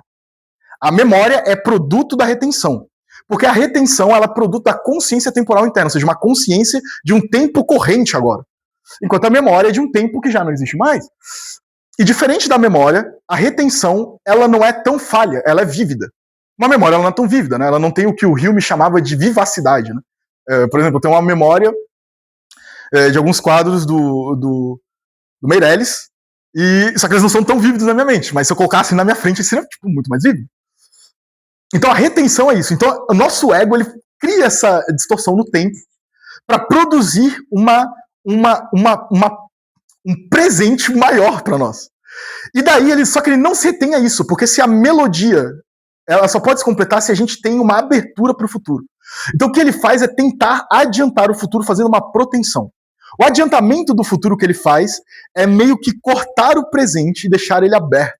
Então a gente tem a proteção. Proteção não é como eu posso falar, uma tentativa de antecipar. Ele não tenta antecipar. Antecipação é uma coisa. Ele não está antecipando, ele está reconstituindo o tempo para que o tempo sempre forme uma série infinita, indeterminada, para que todo objeto da experiência não só entre na experiência, como forme uma conexão total temporal. Por meio da impressão primária, retenção e proteção, a gente tem uma sequência temporal, que é uma relação estranha de passado, presente e futuro, mas que permite a gente ter coisas como uma melodia de uma música, uma continuidade do filme e, sobretudo, a continuidade da vida. Além disso, no nosso tempo do mundo, o Russell ele vai anotar algumas coisas, ele vai tentar estudar um pouco o tempo do mundo, só que isso é só nos manuscritos dele, e ele vai notar que existem pelo menos 3 ordens temporais para a gente transitar do nosso tempo subjetivo ao tempo do mundo. A primeira ordem temporal é uma bidimensional lado a lado. Uma vez feito a retenção, tudo isso, nós temos agora uma série de coisas no mundo que estão relacionadas quase como um somatório. E daí o nosso ego ele vai reproduzir uma unificação sintética disso. Que é como se formasse, todo esse somatório aqui seria agora a formação da melodia, seria uma unidade de significação da minha experiência. E por fim, ele vai fazer uma ordem temporal que é a intersubjetividade. Ele vai adicionar um item de objetividade, tal qual eu posso comunicar sobre as relações temporais que eu tive com o objeto. Então, é mais ou menos o seguinte, nesse terceiro passo, é como se, imagina que a gente visse uma briga, e daí, essa briga fica na nossa memória assim. Essa memória, ela preserva a temporalidade daquilo, só que ela preserva sobre o modo subjetivo. Então a gente pode discutir sobre a briga, falar, não, cara, isso aconteceu tal coisa antes, aconteceu tal coisa depois, e a gente pode ficar se corrigindo, né? Eu posso errar sobre alguma coisa, pode acertar, e a gente pode reconstruir nossa memória. Isso aqui é muito importante, porque isso aqui permite uma cognição intersubjetiva, que o Russell vai conectar com a temporalidade. Isso é uma novidade que ele adiciona. E por fim, chegamos num dos grandes carrascos do Russell, que é o Heidegger, o aluno dele. E existe uma razão para mim colocar o Heidegger aqui. O Heidegger ele vai dizer que o Russell está limitado. A fenomenologia do Russell tem um limite, que é o seguinte. Ele não considera hermenêutica, a dimensão hermenêutica. Para o Heidegger, não basta apenas descrever os nossos atos, não basta rastrear a gênese, não basta achar as essências, etc, etc. Ainda que isso seja um grande avanço. Nós precisamos interpretar estes atos. Ou seja, precisa haver uma interpretação desses atos quase como se fossem textos nossos. E essa interpretação é necessariamente o nosso próprio ato de engajamento com os atos. E além disso, o Heidegger vai puxar para uma questão muito importante que ele vai dizer. Husserl chegou nas essências puras, na delimitação da existência das coisas, etc, etc. Porém, Husserl esqueceu uma coisa. Ele esqueceu a questão mais fundamental da filosofia. O ser. A questão do ser. Até agora a gente falou de essência pura, de ego puro, etc. Mas Husserl não falou do ser das coisas. Husserl, ele conflituava, ele confundia, ele colapsava o ser das coisas com a essência delas. O ser do vermelho seria a própria vermelhidão do vermelho. A vermelhidade do vermelho. Isso seria o ser dela. Só que daí Husserl equaciona o ser com o ser essencial e não o ser profundamente. Então, ser nunca é estudado puramente por Husserl, sempre como um ser essencial, como o ser da essência. E daí o Heidegger vai traçar uma distinção que ele chama de uma distinção entre o ontológico e o ôntico. O ontológico, ele lida com o ser das coisas, que seria o estatuto profundo das coisas enquanto parte da realidade. O ôntico lida com a entidade das coisas. Ou seja, como algo tendo ser. A diferença entre ser e ente é a mesma diferença entre estudar e estudante. O estudante, ele estuda. O estudante, ele faz o ato de estudar. O ente é aquilo que tem o ato de ser. Ele participa, exatamente. Então, assim como, por exemplo, o corredor participa da corrida, o estudante do estudar, o ente participa do ser. O Heidegger vai dizer, o Husserl ficou só na parte ôntica. Ele ficou meramente listando propriedades. Ele ficou listando entidades no mundo. Mas nunca chegou no ato de ser dessas entidades. É como se ele só falasse dos estudantes sem falar do estudar puro. E toda vez que ele se refere ao estudar, ele sempre se refere em relação ao estudante. Toda vez que ele se refere ao ser, é sempre em relação à essência, sempre em relação ao eidós dele. E o Heidegger, ele acha que esse problema não é só do Husserl, ele é um problema da filosofia, que o Heidegger vai chamar do esquecimento do ser. Ele vai dizer que desde Platão, desde lá dos gregos, começou a haver historicamente um esquecimento da questão do ser. Nós esquecemos o ser e meio que abandonamos ele. E para piorar, a gente ainda fez uma coisa que o Heidegger não gosta, que ele chama de ontoteologia. Onto, de ser, e teologia, de Deus, teologia. Uma ontoteologia foi a unificação de Deus com o ser. Então, se vocês pegarem Santo Tomás, por exemplo, Santo Tomás, ele afirma que Deus é o ipsum esse subsistens. Ele é o próprio ser subsistente. Deus, para Santo Tomás, não é só um ente entre outros entes, mas ele é o próprio ser subsistente. Ele é o próprio ser próprio. Porém, qual que é o problema disso? É que para o Heidegger, Santo Tomás está infectando o ser ainda. Porque ele está considerando o ser sobre um modo de entidade. E apesar de Santo Tomás ainda tratar o ser de uma forma pura, quando ele considera o ato de ser, quando Santo Tomás considera o actus essendi, que seria o ato de todos os atos, ao considerar o ser não como actus essendi, como ato de ser, mas considerar o ser como o próprio ser subsistente, ele vai lá e entifica o ser. Então houve um processo de entificação do ser. E, para todos os efeitos, o Heidegger quer retornar ao ser, e ele vai retornar isso na sua obra, O Ser e o Tempo, que é uma obra aí, uma grande obra do Heidegger. Supostamente deveria ter um volume 2 e nunca teve, porque o Heidegger morreu. Então, e dizem as más línguas que ele não conseguia escrever o segundo volume, porque ele não conseguia avançar e nunca teria um segundo volume. Mas o Heidegger, ele vai, então, a partir da sua fenomenologia hermenêutica, agora a fenomenologia ela vai interpretar os atos das coisas, e daí o Heidegger ele vai ir para a interpretação da condição humana, que foi o que o Husserl não fez. Ele chegou no ego puro, mas esqueceu de interpretar esse ego enquanto ego humano. Esse ego ele não tem interpretação, o ego puro. E daí o Heidegger vai cunhar uma coisa que é o Dasein, que a tradução é ser aí. Né? Ele é o ser que está aí. O que é o Dasein? Somos nós. É o tipo de entidade que nós somos. Nós somos o Dasein. E o Dasein ele tem um ser, como toda entidade tem um ser. Assim como todo estudante tem o seu estudar, todo ente tem um ser. O ser do Dasein, ele tem uma especificidade de que, em cada caso, ele é meu. Diferente dos outros objetos, que eles meramente têm um ser aí, o meu ser, ele é meu. Eu tenho que lidar com o meu ser. Ou seja, o Dasein, o tipo de entidade que nós somos, ele se comporta em relação ao seu ser. Nós nos direcionamos em relação ao nosso ser. E o pior, ou seja, nós temos primeiro o elemento, a intencionalidade. o segundo elemento, nós temos a relação de interpretação com o nosso ser. Isso significa que o quê? O ser é um problema para o Dasein. O nosso ser é uma questão existencial para nós. E nós sempre tentamos determinar o nosso ser. Ele é um problema para a gente. E, portanto, esquecer o nosso ser é esquecer o que nós somos profundamente. Para o Heidegger, isso causava até problemas existenciais, o esquecimento do ser. Por isso que existe a necessidade de recuperar o ser.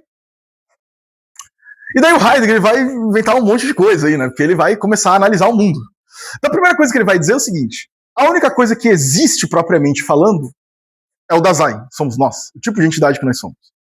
Nós temos um tipo de ser que é a existência. As outras coisas elas têm um ser diferente. Então, por exemplo, o livro que está em cima da mesa, ou as coisas inanimadas, elas não têm existência. O Heidegger vai dizer que elas são extantes no mundo. Elas só estão lá, elas têm um mero estar lá. Nós já temos uma relação complexa com uma autoprodução nossa, e por isso nós temos a existência. Além disso, o Dasein ele se encontra lidando com o ser no mundo. Heidegger aqui ele já começa a mostrar que a hermenêutica ela começa a ter um papel. Os objetos que nós lidamos não são apenas fenômenos, mas seres no mundo. Nós não estamos mais identificando intencionalmente que é algum fenômeno, mas estamos interpretando ele como ser no mundo. Por isso a interpretação é importante. O ser no mundo é um ser que nós nos deparamos no mundo, nós temos que lidar com ele. Só que é o seguinte, o modo em que nós engajamos intencionalmente com esse ser no mundo altera o ser no mundo. Então Heidegger tem essas duas categorias, que é o pronto à mão e o presente à mão. Então Heidegger fala o seguinte: imagine, por exemplo, um pedreiro. O pedreiro ele tem um martelo. O martelo é a coisa que está pronto à mão. Ele está pronto à mão do pedreiro. Diz o Heidegger, o martelo, quando ele está pronto à mão do pedreiro, ele é fenomenologicamente transparente. O pedreiro, por mais ignorante que ele seja, ao ter o martelo na mão dele, o martelo ele se torna algo que ele tem um total domínio. E por meio do martelo ele vai construindo coisas. Ele vai construindo uma casa, ele vai pegando a madeira, ele vai fazendo tudo. Só que chega um ponto em que o pedreiro está batendo o martelo dele e pau, quebra o martelo. Aí só sobra um pedaço de madeira com ferro ali em cima e tal. E daí o pedreiro olha assim, pega o martelo dele já não está mais pronto à mão, ele perdeu aquele modo de ser. Ele agora é presente à mão do pedreiro.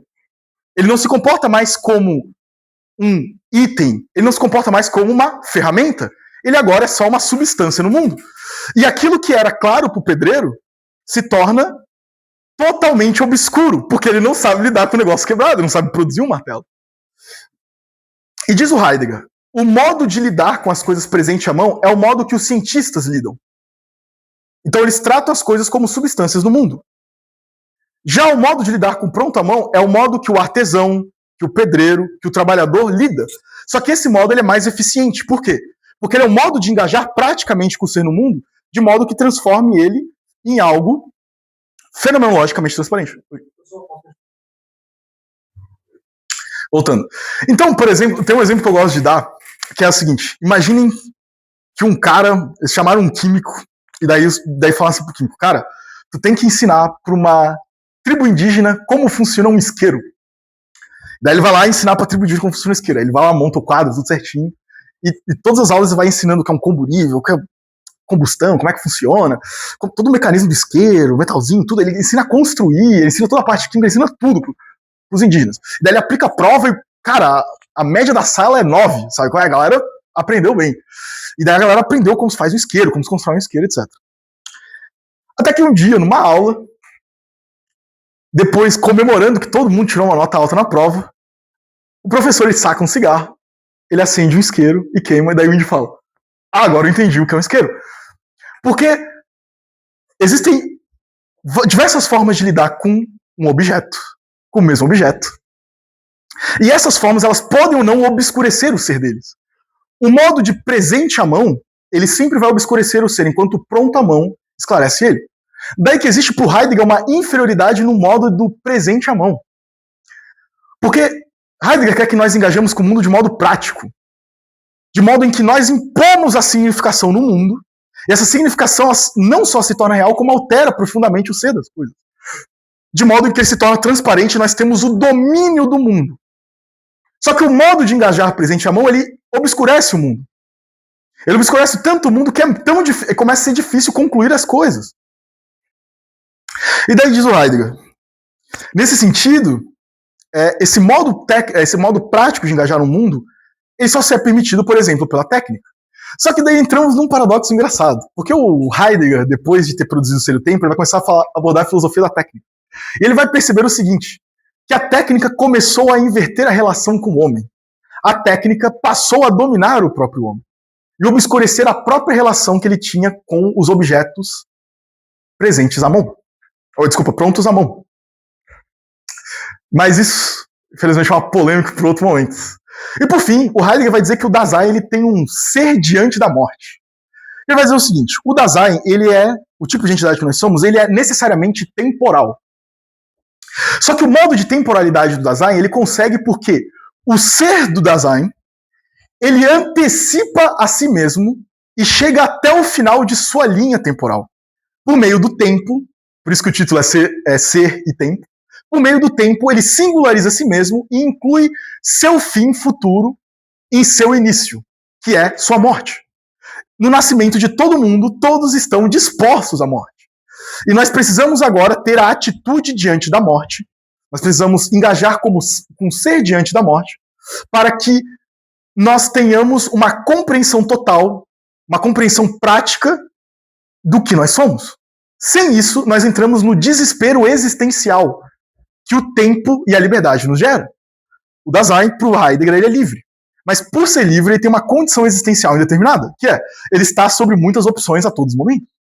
Isso cria uma angústia existencial, que é causada por uma forma de vazio, uma forma de nada interior do ser. E para se livrar disso, diz o Heidegger, nós temos que ganhar da morte. Nós temos que engajar com a morte. E perder esse medo da morte. E entender que nós somos dispostos à morte. Senão nós convivemos com a angústia existencial a todo momento. Essa angústia existencial hoje ela se manifesta de várias maneiras. Ela pode se manifestar desde o ambiente de trabalho até a brevidade de a gente pegar uma doença e falar, caraca, minha vida é breve. Ou quando a gente tem um parente nosso e o nosso parente ele morre, ou chega perto da morte e fala, a gente sente aquela angústia existencial. Porque a gente não consegue lidar com o ser diante da morte. Porém, não lidar com isso é o maior absurdo, que só vai causar um sofrimento. Por quê? Porque a morte é a nossa determinação mais extrema. E que ela só é acontecida porque o ser, como diz o Heidegger, adianta a si mesmo no tempo e já no seu início ele antecede seu futuro. Mas não tem só Heidegger na fenomenologia. E como a gente está falando do Heidegger aqui, dando uma fofoca aqui, ele era nazista. Né? Heidegger ele tinha a carteirinha do Partido Nacional Socialista Alemão, etc. Apesar de que ele era crítico do nazismo em alguns aspectos, mas ele era nazista. Então, para equilibrar um pouco, uma das outras pessoas da fenomenologia que eu trouxe é a Simone de Beauvoir, que é um dos grandes ícones do feminismo. E uma das coisas importantes é que ela ainda parte de Heidegger. Ela parte do Sartre, que parte de Heidegger, vai voltando ali. Mas é o seguinte, ela vai também fazer uma redução fenomenológica. Ela vai pegar a nossa atitude natural em relação à mulher. A nossa atitude natural em relação à mulher é a atitude de que, tipo assim, o que é a mulher? A mulher é essa coisa que tem um corpo físico tal, com um cromossomo tal, com características tais. E ela vai colocar em parênteses nossa relação com a mulher. E ela vai, por meio da redução fenomenológica, buscar o ser essencial da mulher. Só que ela vai descobrir uma coisa decepcionante. Que ser mulher não é, sei lá, ter um órgão sexual específico, ter cromossomos específicos, etc. Ser mulher é ser o outro. A condição existencial da mulher, para Simone de Beauvoir, segundo a redução fenomenológica, é ser o outro. A mulher é apenas um outro. E tudo que a mulher faz é sempre sobre um estado de ser o outro. Como assim ser um outro? Ela é o outro do sujeito por excelência, que é o homem. Por isso que o livro dela, enquanto ela expõe isso, se chama Segundo Sexo. A mulher é o segundo sexo, ela é sempre a segunda. Só que isso se manifesta em todos os modos intencionais que a mulher ela lida com o ser no mundo. Então a mulher ela sempre engaja com o ser no mundo como o outro. Tomemos então o próprio movimento feminista. As mulheres elas engajam com a própria relação de libertação delas sempre como o outro. Sempre como as oprimidas, como a quem não produz nada. Elas sempre engajam de modo que elas nunca superam a sua condição existencial como outro. Diz a Simone de Beauvoir, o problema do outro é que ele não é algo em si mesmo. Por quê? Porque ele é outro. O que é algo em si mesmo? É um sujeito. Isso significa que a mulher ela tem uma limitação existencial que é dela não conseguir se autodeterminar nunca. Ela sempre se determina em relação ao homem. Tanto que no final da vida, a Simone de Beauvoir escrevia bastante coisa no diário dela, e o que ela vê, tudo que tu lê no diário dela, assim, ela metendo o pau na mulherada, assim, e criticando. Porque as mulheres, ela fala, as mulheres elas voltaram a se sujeitar ao homem. Então, tipo assim, tinha uma época ali que a galera tava eu quero os meus direitos, quero poder fazer as coisas, não sei o quê, e depois elas começaram a fazer o quê? Sujeitar o homem. Então, por exemplo, quando a gente tem o feminismo liberal, pensando nesse sentido, e o feminismo liberal defende coisas como a prostituição, defende coisas como, por exemplo, uma garota ter uma conta no OnlyFans, isso é nada mais do que defender o modo da mulher ser o outro. Ela vender o próprio corpo, ela se portar desta forma, ela colocar a si mesma no modo de objetualidade, é sempre se comportar em relação ao outro. A mulher se torna sempre autorreferencial ao sujeito verdadeiro, o homem. Isso continua também, usando esse linguajar para descrever outras coisas. Isso aqui é sempre uma descrição metafísica total, tá? Porque o Heidegger ele vai vislumbrar na fenomenologia precisamente a ideia de a gente poder voltar para o estatuto ontológico, ainda que o Husserl não tenha feito isso perfeitamente. Mas visualiza. E daí a metafísica antiga agora ela sempre vai estar conectada à fenomenologia, ela seria uma forma de reviver aquela metafísica antiga, sem, digamos assim, os nossos vícios do mundo vida. E daí a Simone de Beauvoir ela vai abordar sempre dessa perspectiva realmente ontológica. Então, ela acha que pode mudar. Por quê? Porque isso aqui é só o status ôntico da mulher, é como outro. O que a mulher precisa fazer é tomar conta do seu ser para mudar sua entidade. Só que a mulher nunca fez isso, então dane-se. Veio que isso. Exatamente. Por isso que quando a gente, vocês podem ver que os movimentos feministas, movimentos políticos, etc., eles se importam sempre muito com o conteúdo que está sendo engajado e não com a forma que está sendo engajado. A solução dela é a mulher deixar de ser um segundo sexo e integrar o primeiro sexo, ou ela criar um terceiro sexo para passar a agir como um homem, ou ela só se dessujeitar da situação de mulher e se tornar outro tipo de mulher daí? Ela tem que ser um novo tipo de mulher.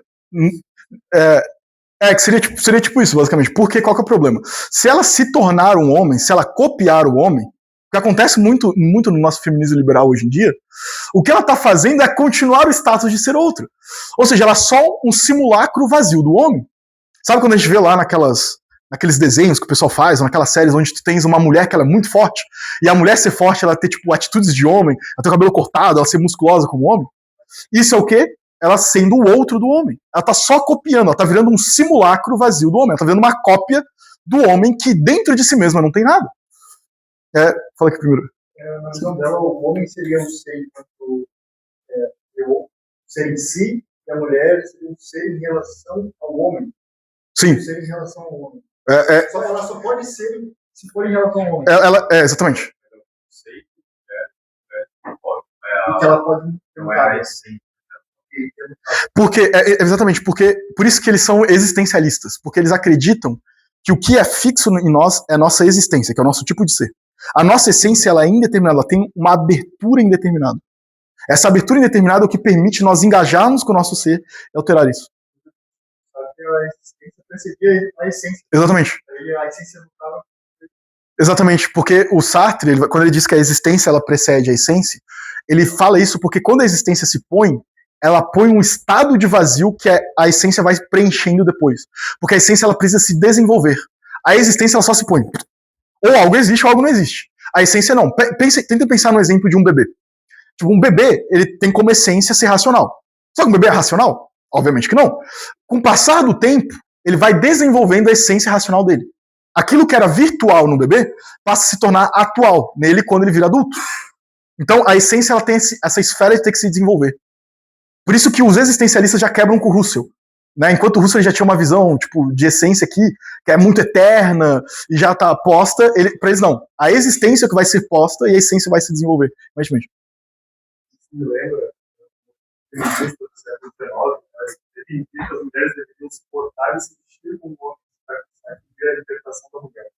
E as mulheres começaram a se vestir como homens e agir como homens, acreditando que faria com que elas saíssem da condição de julgado. Exatamente, essa ideia de tu copiar o homem, de reproduzir o sujeito é sempre engajar com o outro. A ideia da Simone de Beauvoir é que a própria mulher se tornasse sujeito e produzisse suas próprias coisas, ela produzisse seu próprio mundo, da mesma forma que o homem produz. E uma vez que ela fizesse isso, daí ela consegue engajar com o sujeito. Então, digamos assim, ela percebe que mesmo quando a gente pensa o Dasein, que é o tipo de entidade que nós somos, do Heidegger, ainda existe um problema ontológico, uma repartição dentro desse Dasein, uma cisão. De modo que ela também percebe outra coisa. Ontologicamente, nessa relação, dentro do tipo de entidade que nós somos, a mulher é o inessencial. Ela é aquilo que não faz parte da essência do humano. A essência do humano é o sujeito por excelência. Então a recuperação da mulher, a existencial da mulher, é participar disso. Inclusive isso aqui é um vocabulário hegeliano, tá? Quando ela expressa isso aqui, ela usa vários termos do Hegel. Inessencial, né, vem do termo inessência, que é Anwesen, que é um termo do Hegel, e o sujeito vem ao ser para si do Hegel. Ela até usa a terminologia hegeliana quando expressa isso. Mas o mundo não é só Simone de Beauvoir, a única mulher da fenomenologia não é ela. Nós temos a Edith Stein. Essa foi uma das alunas mais fiéis do Husserl e continuou até o final de sua vida fiel ao projeto original do Husserl, inclusive combatendo Heidegger e pensando a questão do ser dentro da fenomenologia do Husserl sem enfiar em hermenêutica, etc. Algo interessante de se dizer, Edith Stein é uma santa. Ela virou uma santa, porque ela ajudou judeus lá na época do nazismo e tal, e ela teve vários atos e ela virou uma santa. Isso é pra vocês verem que quem discorda do Husserl é tipo nazista, e quem concorda com ele vira santo, gente. Só pra convencer vocês aí de que isso é importante. Um dos grandes projetos da Edith Stein é uma concórdia entre Husserl e Santo Tomás. Ela tenta conciliar os avanços da escolástica com a fenomenologia do Husserl. Ela tem um livro bem interessante, ela faz um diálogo de Husserl e Santo Tomás. Ela vai colocar, por exemplo, em perspectiva as novidades do Husserl e os modos de pensamento de Santo Tomás. Ela vai adicionar, por exemplo, dentro da fenomenologia, coisas como o ato e potência, o binômio ato e potência em Santo Tomás. E a partir da Edith Stein, nós vamos ter até outros pensadores, como, por exemplo, o Milan Puelis, que vai pensar, por exemplo, uma teoria tomista do tempo puro, né? Porque, por exemplo, Santo Tomás, ele vai dizer, seguindo Aristóteles, que o tempo é a medida do movimento segundo o antes e o depois, né? Movimento é a passagem da potência ao ato. A relação de antes e depois é uma temporalidade, né? Que é criado pelo nosso intelecto. Porque é o intelecto que mede o antes e o depois. Então, Santo Tomás aceitava uma forma de idealidade do tempo. E daí o Milan Puelis ele vai criar uma teoria pura do tempo, de modo em que ele vai explorar o tempo como um ente de razão pura. E vai expandir muito mais a metafísica tomista. Então a gente tem toda uma tentativa de unificar essas duas coisas. E a Edith Stein ela vai tentar lidar com a experiência religiosa, olha só. Ela vai engajar com os modos de experiência religiosa, sobretudo a experiência cristã em específico. E uma das coisas que ela vai perceber é o ser de Deus. Edith Stein, ela não vai permanecer como os escolásticos permaneciam, pensando Deus é o ser supremo, é o ser por excelência, é o ser, etc. Ela vai adicionar um elemento pessoal de Deus conosco. Deus é o ser em pessoa. Isso é uma das grandes coisas significativas do cristianismo, porque Deus ele possui uma pessoalidade. Tu tem as 3 pessoas da Trindade. Não só isso, mas tu tens uma relação de engajamento de Deus conosco. E por isso a fenomenologia é tão importante. Porque Deus engaja conosco a partir do que os escolásticos chamavam das operações ad extra de Deus, que são as operações para fora de Deus, que é o quê? São os modos, por exemplo, de conservação do mundo. Do modo que ele conserva a gente na existência, mas mais ainda, do modo como Deus nos ama. E só podemos entender o amor de Deus a partir de nós entendermos o tipo de ser que esse Deus tem e, sobretudo, esse tipo de amor que ele tem, que é esse ser em pessoa. Então é quase como a Edith Stein falando que tipo, a grande questão específica de Deus enquanto objeto fenomenológico, objeto da experiência, é esse ser em pessoa. Mas mais ainda, ela volta a defender a eternidade das essências do Husserl. Então ela vai entender também que as essências elas são eternas. Então ela vai dizer, por exemplo, imaginem que eu tenho a essência por exemplo, a essência humana. A essência humana é aquilo que caracteriza nós como humanos. Mas, se todos os humanos deixassem de existir, a existência, a essência humana, ela deixaria de existir? No sentido, ela deixaria de ser algo? Não. E ela vai começar a considerar que a entidade por excelência é o ser possível das essências. Isso vai ser ela meio que voltando, e aqui, por incrível que pareça, é uma coisa pouco falada, que ela vai chegar a tomar uma posição que não é tão tomista. Ela vai começar a tomar uma posição que é muito escotista. Que é a ideia de que as essências elas possuem um tipo de ser específico, que não é um ser existente. Elas possuem o que os escotistas chamam de S diminutum, né, que é um ser diminuto, é um ser pequenininho. Hã? Exatamente. Ele é um ser que é menor que a unidade numérica, a unidade individual. Então toda vez que se a gente destruísse todas as coisas, as essências continuariam. As essências eternas. E, para todos os efeitos, as essências eternas estão na mente divina do Criador.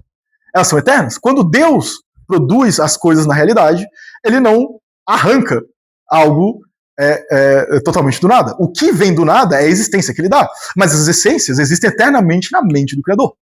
O que ele faz é fazer com que elas participem do seu ato de ser. E participando do seu ato de ser, eles participam do amor divino, que é trazer o bem da existência a todos. E por fim, mais ou menos importante, uma das coisas que a Edith Stein mais faz é falar sobre empatia. Para o Husserl, nós temos os atos doadores, né? Os atos que nos dão uma experiência original. Porém, nós temos atos doadores que não nos dão uma experiência original. E o Husserl fala disso, que é a empatia. A empatia, ela não nos dá nada original. Ela só nos dá, a partir de algo que nós já ganhamos, um a mais.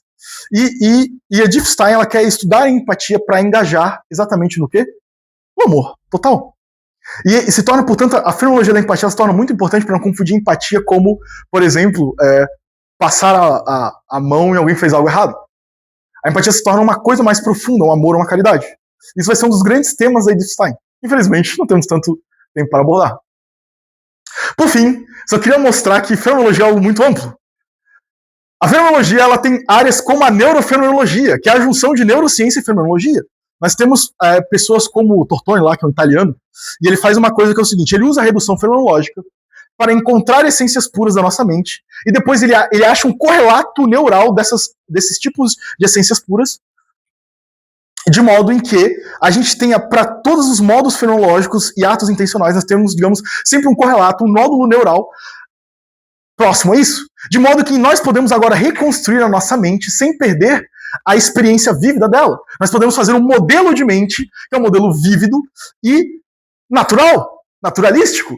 E a neurofenomenologia ela vai estudar isso de várias formas. Ela vai engajar com a neurociência e vai pensar coisas como, por exemplo, a própria liberdade humana a partir de uma perspectiva neurocientífica. A partir, por exemplo, do fato de que nós temos um sistema complexo físico de neurônios que produzem um sistema caótico, e nesse sistema caótico ele permite uma certa aleatoriedade que nós podemos agir no mundo, ou seja, sendo livres. Não só isso, ela vai engajar de diversas formas, até pensando o eu puro nisso daí. Tem um artigo muito interessante de um neurocientista que ele cria um modelo computacional do ego puro do Husserl, pensando em termos de sinapses neurais e tal. É bem interessante, inclusive.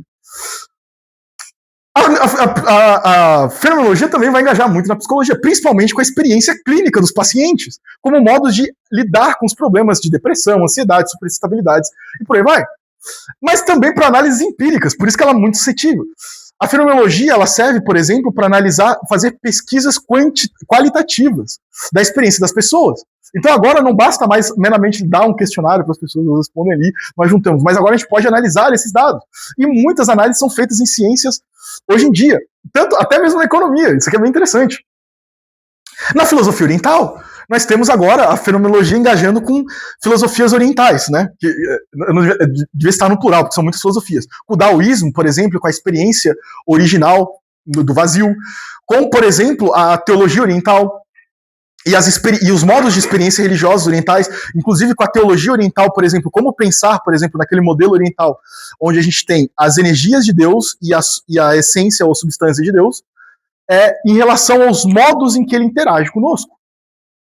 E não só isso, mas com a própria filosofia tântrica, por exemplo, dos hindus, com a meditação, inclusive dando uma nova significação para a meditação. Inclusive a neurofenomenologia gosta bastante disso também. Temos a experiência religiosa, mas não só isso, a própria medicina. Nós temos até mesmo a filosofia analítica, o feminismo, a estética, a moral, a matemática, inclusive. E aqui tem uma lista de fenomenólogos, né? Que nós temos os fenomenólogos de Munique, o ciclo de Göttingen e os estudantes de Freiburgo. E é muita gente. Tem o Heidegger aqui, olha só. Sabe? Então, tipo, a fenomenologia é um mundo inteiro que ela continua avançando até hoje. E, mesmo sendo uma introdução, eu queria mostrar que ela tem muita coisa. Ela é um assunto interminável. Ela foi uma técnica, uma ciência filosófica criada pelo Husserl, com uma técnica que permitiu uma descrição complexa, uma descrição tão grande que permitiu nós avançarmos para todas as coisas do mundo, e ela não para de criar novidades. Hoje, ela passa a ser um passo muito importante para várias ciências, até mesmo como a neurociência. A um ponto que chega até a ter uma briga com o fato que os neurocientistas acabam muitas vezes tomando uma posição muito idealista em relação às coisas. Não só isso, mas ela abriu espaço para muita coisa. Por exemplo, para nós falarmos do que os neurocientistas chamam de brain time, né? O tempo cerebral. E não só isso, até como novidades, tipo aquele neurocientista que ganhou um prêmio Nobel, o John O'Keefe, porque ele descobriu as células espaciais do nosso hipocampo, se não me engano, que são as células que elas criam o nosso espaço de navegação fenomenológico, e que ele descobriu que quando alguém começa a ter Alzheimer, elas são as primeiras coisas afetadas, e nós podemos identificar Alzheimer a partir delas. Então, assim, a fenomenologia abre espaço para muita coisa, para muito debate, e ela vai para todos os lados. E, acima de tudo, ela colore a nossa experiência do mundo, ela volta a trazer o sentido e significado do mundo, onde nós podemos engajar com todas as ciências sem perder esses significados. E não só o significado do mundo, como o significado humano. Então, o Husserl ele criou um método que, por incrível que pareça, ele é amado por todos. Né? Do Oriente ao Ocidente, do Norte ao Sul, da filosofia analítica à filosofia continental, da direita à esquerda, do cara mais conservador até o cara mais liberal, do cara mais pé no chão até o cara mais metafísico. Todos gostam da fenomenologia e todos podem e usam ela de maneiras diversas e das maneiras mais engenhosas possíveis, criando os maiores tratados de todos. Mas existe ainda um único item fenomenológico que ele é mais importante que todos os outros. Chiques. Muito obrigado, pessoal.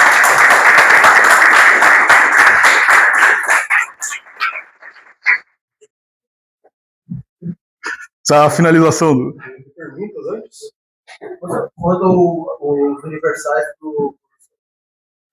eu não sei se eu entendi direito, mas parece que ele tenta misturar um pouco, seria aquele realismo extremo do Platão, com essa concepção de que os universais são fenômenos mentais, a partir do ponto que os universais seriam, então, o processo que todo mundo consegue fazer para entender a essência pura do ser. Primeira coisa que a gente tem que entender é o seguinte: os universais em Husserl, eles são subsumidos na noção de essência dele, tá? Segunda coisa, o Husserl tem graus de universalidade. As essências, e esses graus de universalidade são só os graus de hierarquização das essências. Então, não existe um tipo de universal para o Husserl, mas vários tipos, tão logo existam hierarquias diferentes nas essências. E a terceira coisa importante é dizer o seguinte: as essências não são objetos mentais para o Husserl. Mais uma vez, essa é a razão dele combater o psicologismo. As essências, elas são objetos puros por si. Porque se elas fossem objetos mentais, elas seriam próprios objetos do ego. Ou seja, seriam próprios atos do ego. Elas não são os atos do ego, mas elas são os objetos dos atos do ego. E isso a gente descobre pela análise fenomenológica. Então, a posição do Husserl em relação às essências de um realismo. Ele é realista em relação às essências. Essas essências puras, esse mundo platônico. Segunda coisa em relação aos universais, ele realmente parece positivar uma certa forma de realismo dos universais, apesar de que ele muitas vezes tenta desviar disso. Ele tem até no Ideias, ele vai ter uma seção onde ele vai falar contra esse platonismo muito exagerado, mas claramente ele reivindica ele. Porque, como eu disse, as essências elas parecem ter um estado tão fundamental que elas são indiferentes à universalidade e à individualidade, e elas só entram nessa relação quando elas fazem uma relação de parte e todo com os indivíduos que instanciam elas. Então é meio que, tipo assim, a essência só é universal porque ela está presente sempre no indivíduo que existe. Mas em si mesmas ela é indiferente. A essência, enquanto essência, ela é indiferente a qualquer um desses estados. Tanto que todas as coisas individuais, elas ainda contêm as essências como individuadas, só que no modo de existência, pro Husserl. Ela pode adquirir essa forma, porque ela tem essa indiferença, sim.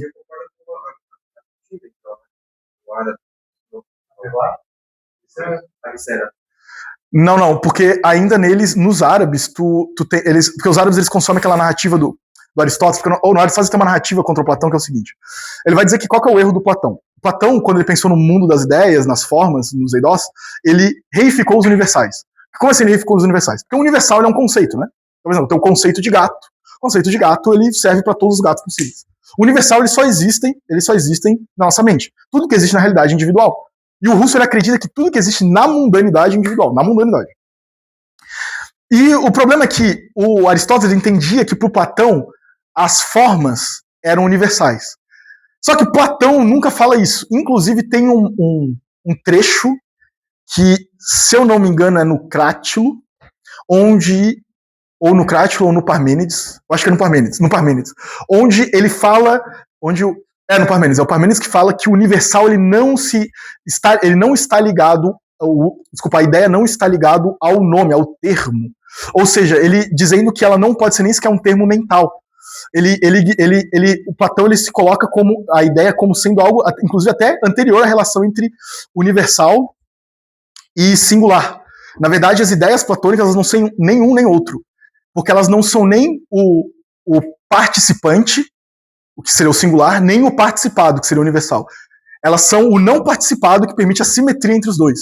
Elas seriam como formas de proto-predicação no Platão que permitem a predicação dos universais, sem a qual eles não teriam. Essa leitura enlatada do Aristóteles, ela é uma leitura caricata do que o Aristóteles tem, que não corresponde a nenhum dos textos do Platão, principalmente porque o Aristóteles ele não tinha acesso aos textos totais do Platão, e nem mesmo tinha acesso às doutrinas totais do Platão, porque ele nunca avançou na escola platônica. Ele morreu no começo.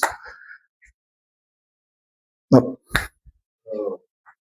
Para ver se eu entendi a parte da importância do Heidegger.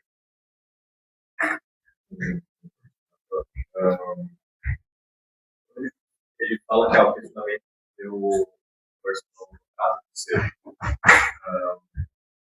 Esse ser, ele é mais científico quando ele vai descrevendo coisas. Por aí ele vai sobrepondo todas essas essências diferentes. Descreveriam e hierarquizando essas essências e descreveriam algo individual. Quando o Heidegger fala do ser, ele está falando mais essa questão de algo individual do objeto, ou mais no sentido geral do ser, mais que Deus, ou os dois. Primeiro, o Heidegger, quando ele fala do ser, ele sempre vai querer descartar coisas como a individualidade e a universalidade, porque elas são modos da entidade, não do ser. E também ele vai querer descartar sempre Deus, porque para ele seria um modo de entificar o ser. Converter o ser no ente. Seria como se a gente estivesse convertendo o estudar no estudante. E o problema do Heidegger é o seguinte. É porque assim, eu acho que explicar com um vocabulário escolástico é melhor. Dentro da escolástica, nós temos uma divisão que é entre o ente enquanto particípio e o ente enquanto nome. O ente enquanto particípio é aquilo que aquilo que existe. Ele indica a existência. O ente enquanto nome é aquilo que é ou pode ser. Por exemplo, o estudante ele pode ser tanto particípio quanto nome. Eu sou um estudante, só que eu sou estudante quanto nome, porque eu posso estar estudando. Eu não estou estudando atualmente, estou dando uma palestra, mas eu poderia estar estudando. O estudante enquanto particípio é o que está atualmente estudando. O ente nome, que é aquilo que é ou pode ser, indica a essência. E essa vai ser, por exemplo, a posição dos escotistas e dos faresianos. Eles vão dizer que o ente, por excelência, é o ente nome, é a essência. Já Santo Tomás ele vai dizer que o ente participa é o ente por excelência, que indica o quê? O actus essendi, o ato de ser. O Heidegger ele vai tomar essa posição, ele vai dizer o seguinte, que a gente tem que focar no ato de ser, nesse ser puro.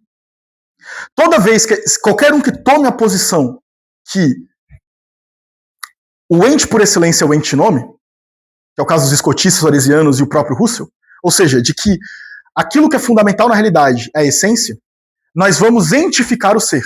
Sempre, porque a essência já é uma entidade para o Heidegger. E o ser é aquela coisa pura pré-entidade. Ela é a condição de possibilidade da entidade.